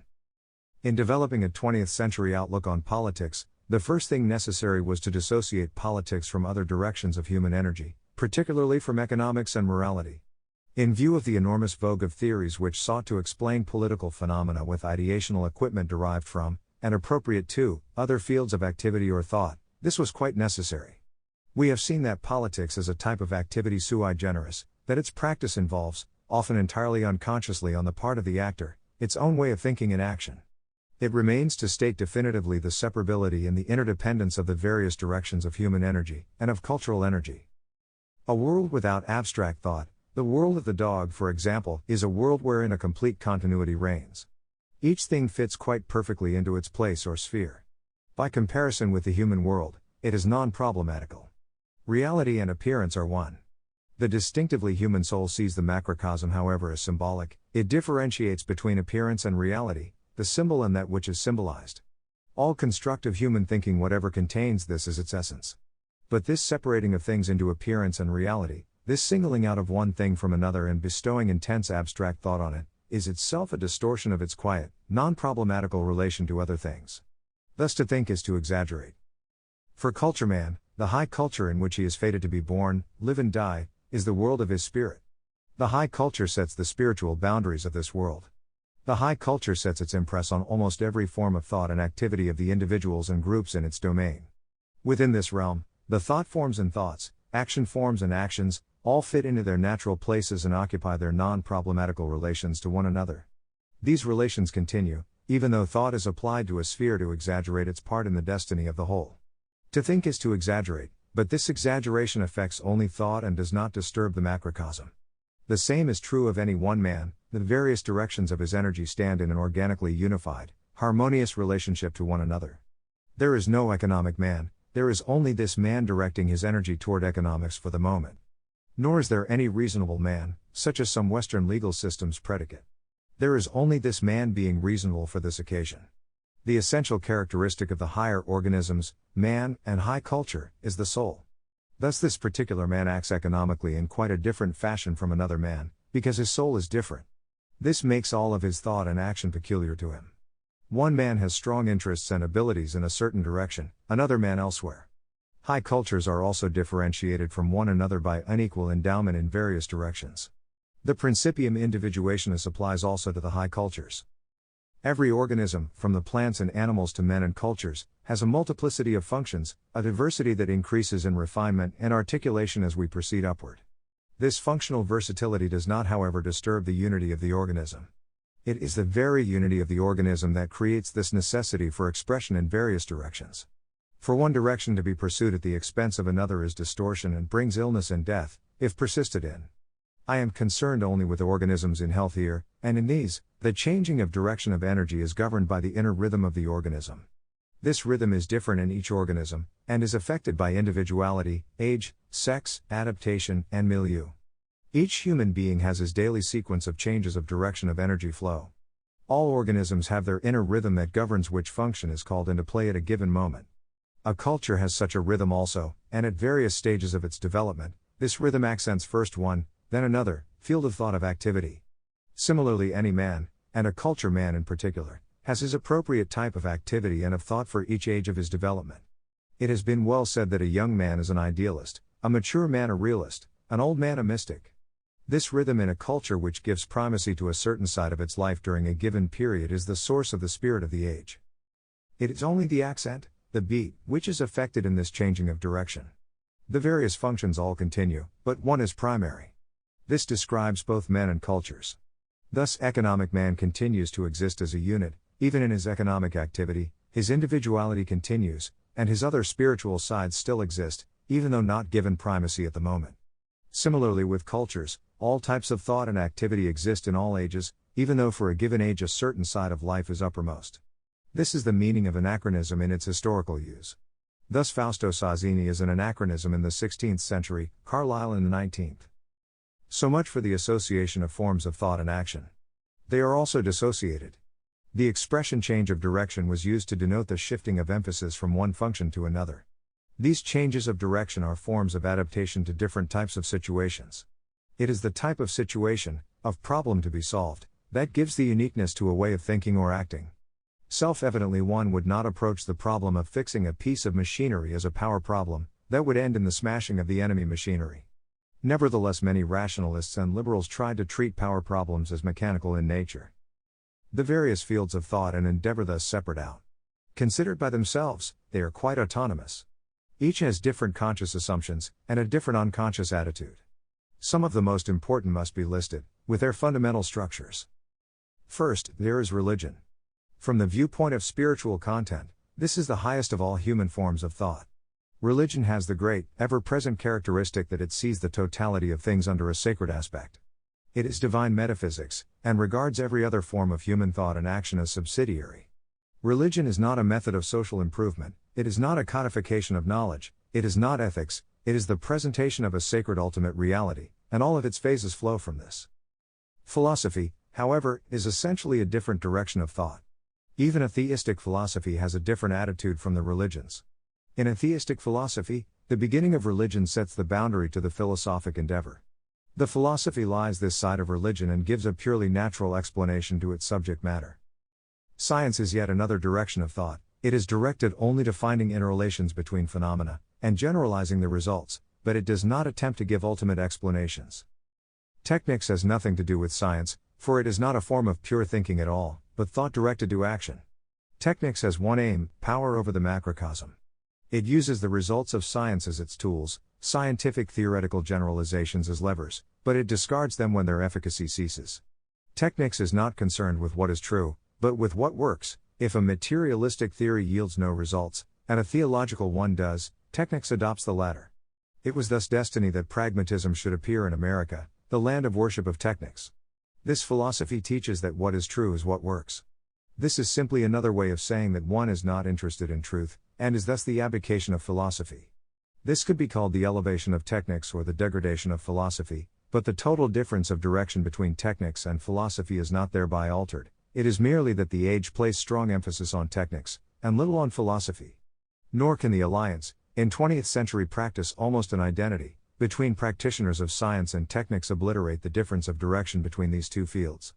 The same man can think at one time as a scientist, seeking information, and in the next moment as a technician, applying it to get power over nature. Science and technics are as different from philosophy as they are from each other. Neither one seeks to give explanations, these are for philosophy and religion. If someone thinks he is founding a scientific philosophy, he is mistaken, and on the very first page he is bound to abandon the scientific attitude and assume the philosophic. One cannot face two directions at once. If precedence is given to science over philosophy, this is something else. This merely reflects the spirit of the age as being an externalized one. But important is that all these forms of thought and action are embedded in the flux and rhythm of the development of a high culture, a given direction of thought has its vogue of supremacy just so long as the culture stage lasts which chose it for this role. Economics is a form of action. Specifically, it is action designed to nourish and enrich private life. Any attempt to control other lives thus departs from economics. When Cecil Rhodes thought primarily of making himself wealthy, he was thinking economically. When he proceeded to use his wealth for control over the populations of Africa, he was thinking politically. It is only rarely that a man of action is capable of mastery of both these different directions of endeavor, so different are their respective techniques. Economics again has two phases, production and trade, whose special techniques are again so different ordinarily one man does not master both. The refinements of ways of thinking and acting are numerous. For instance, the data of metaphysics do not matter to ethics, even though one uses a similar principle in both of them. Actually, the data of ethics are its own. Mathematics also has its own attitude, related to but distinct from that of logic. Aesthetics singles out one aspect of the totality of relationships, and this determines its basic assumptions. 2. Not only is there association and dissociation between forms of thought and action, but there is also an order of rank between them, depending upon the problem of the moment. The duality of man, arising from the commingling in his nature of a human soul and of the instincts of the beast of prey, gives rise to the fact that his action almost never conforms to his abstract thought systems. The abstract thought has its center of gravity on the soul side of him, the action on the beast of prey side. The man who, in a theological discussion, resorts to physical blows in order to prove his point, is confusing the two spheres of thought and action. So is the man who discusses politics in terms of morality. These two spheres of thought and action have their perfectly definite frontiers. Each man has abstract thought ability, and ability to act. When he is thinking abstractly, he does not act, and when he is acting, he does not think abstractly. His thought then is completely submerged in the action. Abstract formulation of action may come before action, or after action, but it does not come during action. As Goethe said, the doer is always conscienceless, only the spectator has a conscience. What is life? It is the process of actualization of the possible. Actualization, and thus action. Life has its center of gravity on the side of action, and not on the side of abstract thought. For purposes of action, then, there is an order of rank which places practical skill above theorizing. It is this which makes Machiavelli more valuable politically than Plato, Thomas More, Campanella, Fourier, Marx, Edward Bellamy or Samuel Butler. He wrote of politics as it is, the others as it should be, or as they wanted it to be. It is fairly well known that nothing can be proved by violence. This is because the two spheres of abstract thought and action, truths and facts, do not intersect. It is not as well understood that the reverse is also true, that no violence can be done by proof, in other words, effects cannot be gained in the world of action by truths. Merely to start to try to actualize an abstract theory is to abandon it. The net result of the attempt to impose a way of thinking where it is not appropriate is bungling. There is no choice between a chemistry artist and a physics artist, but only between a good artist and a poor one. To approach a mechanical problem as though good and evil are involved in it is to prepare a failure. Each aspect of life yields its secrets only to the method adapted to it. Politics always has refused to give any power to the man who is out to reform it according to a morality. Nor can it be understood by trying to impose foreign methods of thought upon it. Politics is the opposite of abstract. Derivatively, abstract means drawn away from what? From action, reality, facts. This whole outlook is one of the fact side of the human being. This work is concerned only with action, because the age of absolute politics in which it appears is an age of action. No one has ever said politics should be immoral, but all political thinkers have said that politics is politics. Questions of should are on the other side of the soul, and are not treated here. The fact that politics and morality do not intersect is shown by the example of the Second World War. The American half of the extra-European coalition against Europe stated most decisively that it was fighting for Christian morality, yet after the war it carried out the attempt to exterminate physically the culture-bearing stratum within its jurisdiction in occupied Europe. Beyond this, mass starvation and looting were employed to destroy many millions of Europeans physically, economically. The example is not unique. The victorious powers after the First World War had carried out a starvation blockade of the defeated enemy after the war, and that war also was conducted by those victorious powers in the name of Christian morality. In the practice of politics, a moral approach can only result in inefficiency or disaster. It is destructive in exact proportion as it is taken seriously. If the morality is used quite cynically, as propaganda to increase the brutalization of a war, it distorts war and politics in the direction of bestiality. In the 20th century, politics reconquers once more its own realm. The motivation of politics is no longer derived from economics. Law, technics, economics, social organization, all reflect the great realities of politics. In this last formative age of a great culture, which will last through the 21st century, the motivation of the perpetual power struggle is supplied by the unity of the Western civilization itself. The real front of the wars of this age is simply Europe versus anti-Europe. There are border areas, like those between Russia and Europe, like the northern countries of South America. Each side has its allies. The white population strewn over the world belong to Europe. The Asiatic distorting elements of cohesion and power in the various Western countries belong to non-Europe.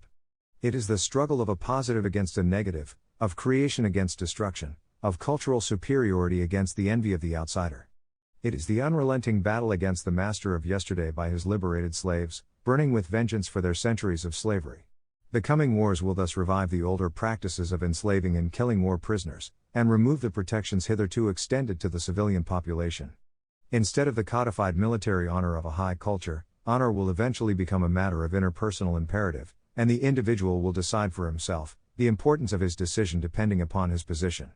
It is not dishonorable per se to kill prisoners, but only if they surrender and give up their arms on condition their lives are to be spared, as the European soldiers and leaders did who were later hanged by the Americans after the Second World War.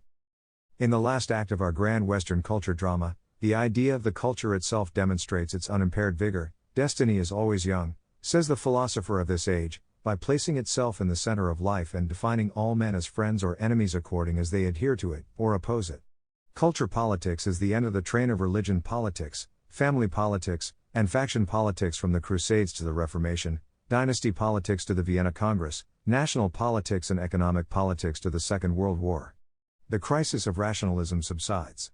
Its attendant phenomena grow colorless, more forced, and one by one they fade away: equality, democracy, happiness, instability, commercialism, high finance and its power of money, class war, trade as an end in itself, social atomism, parliamentarism, liberalism, communism, materialism, mass propaganda.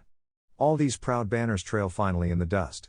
They are nothing but the symbols of reason's daring and bold, but hopeless, attempt to conquer the kingdom of the soul.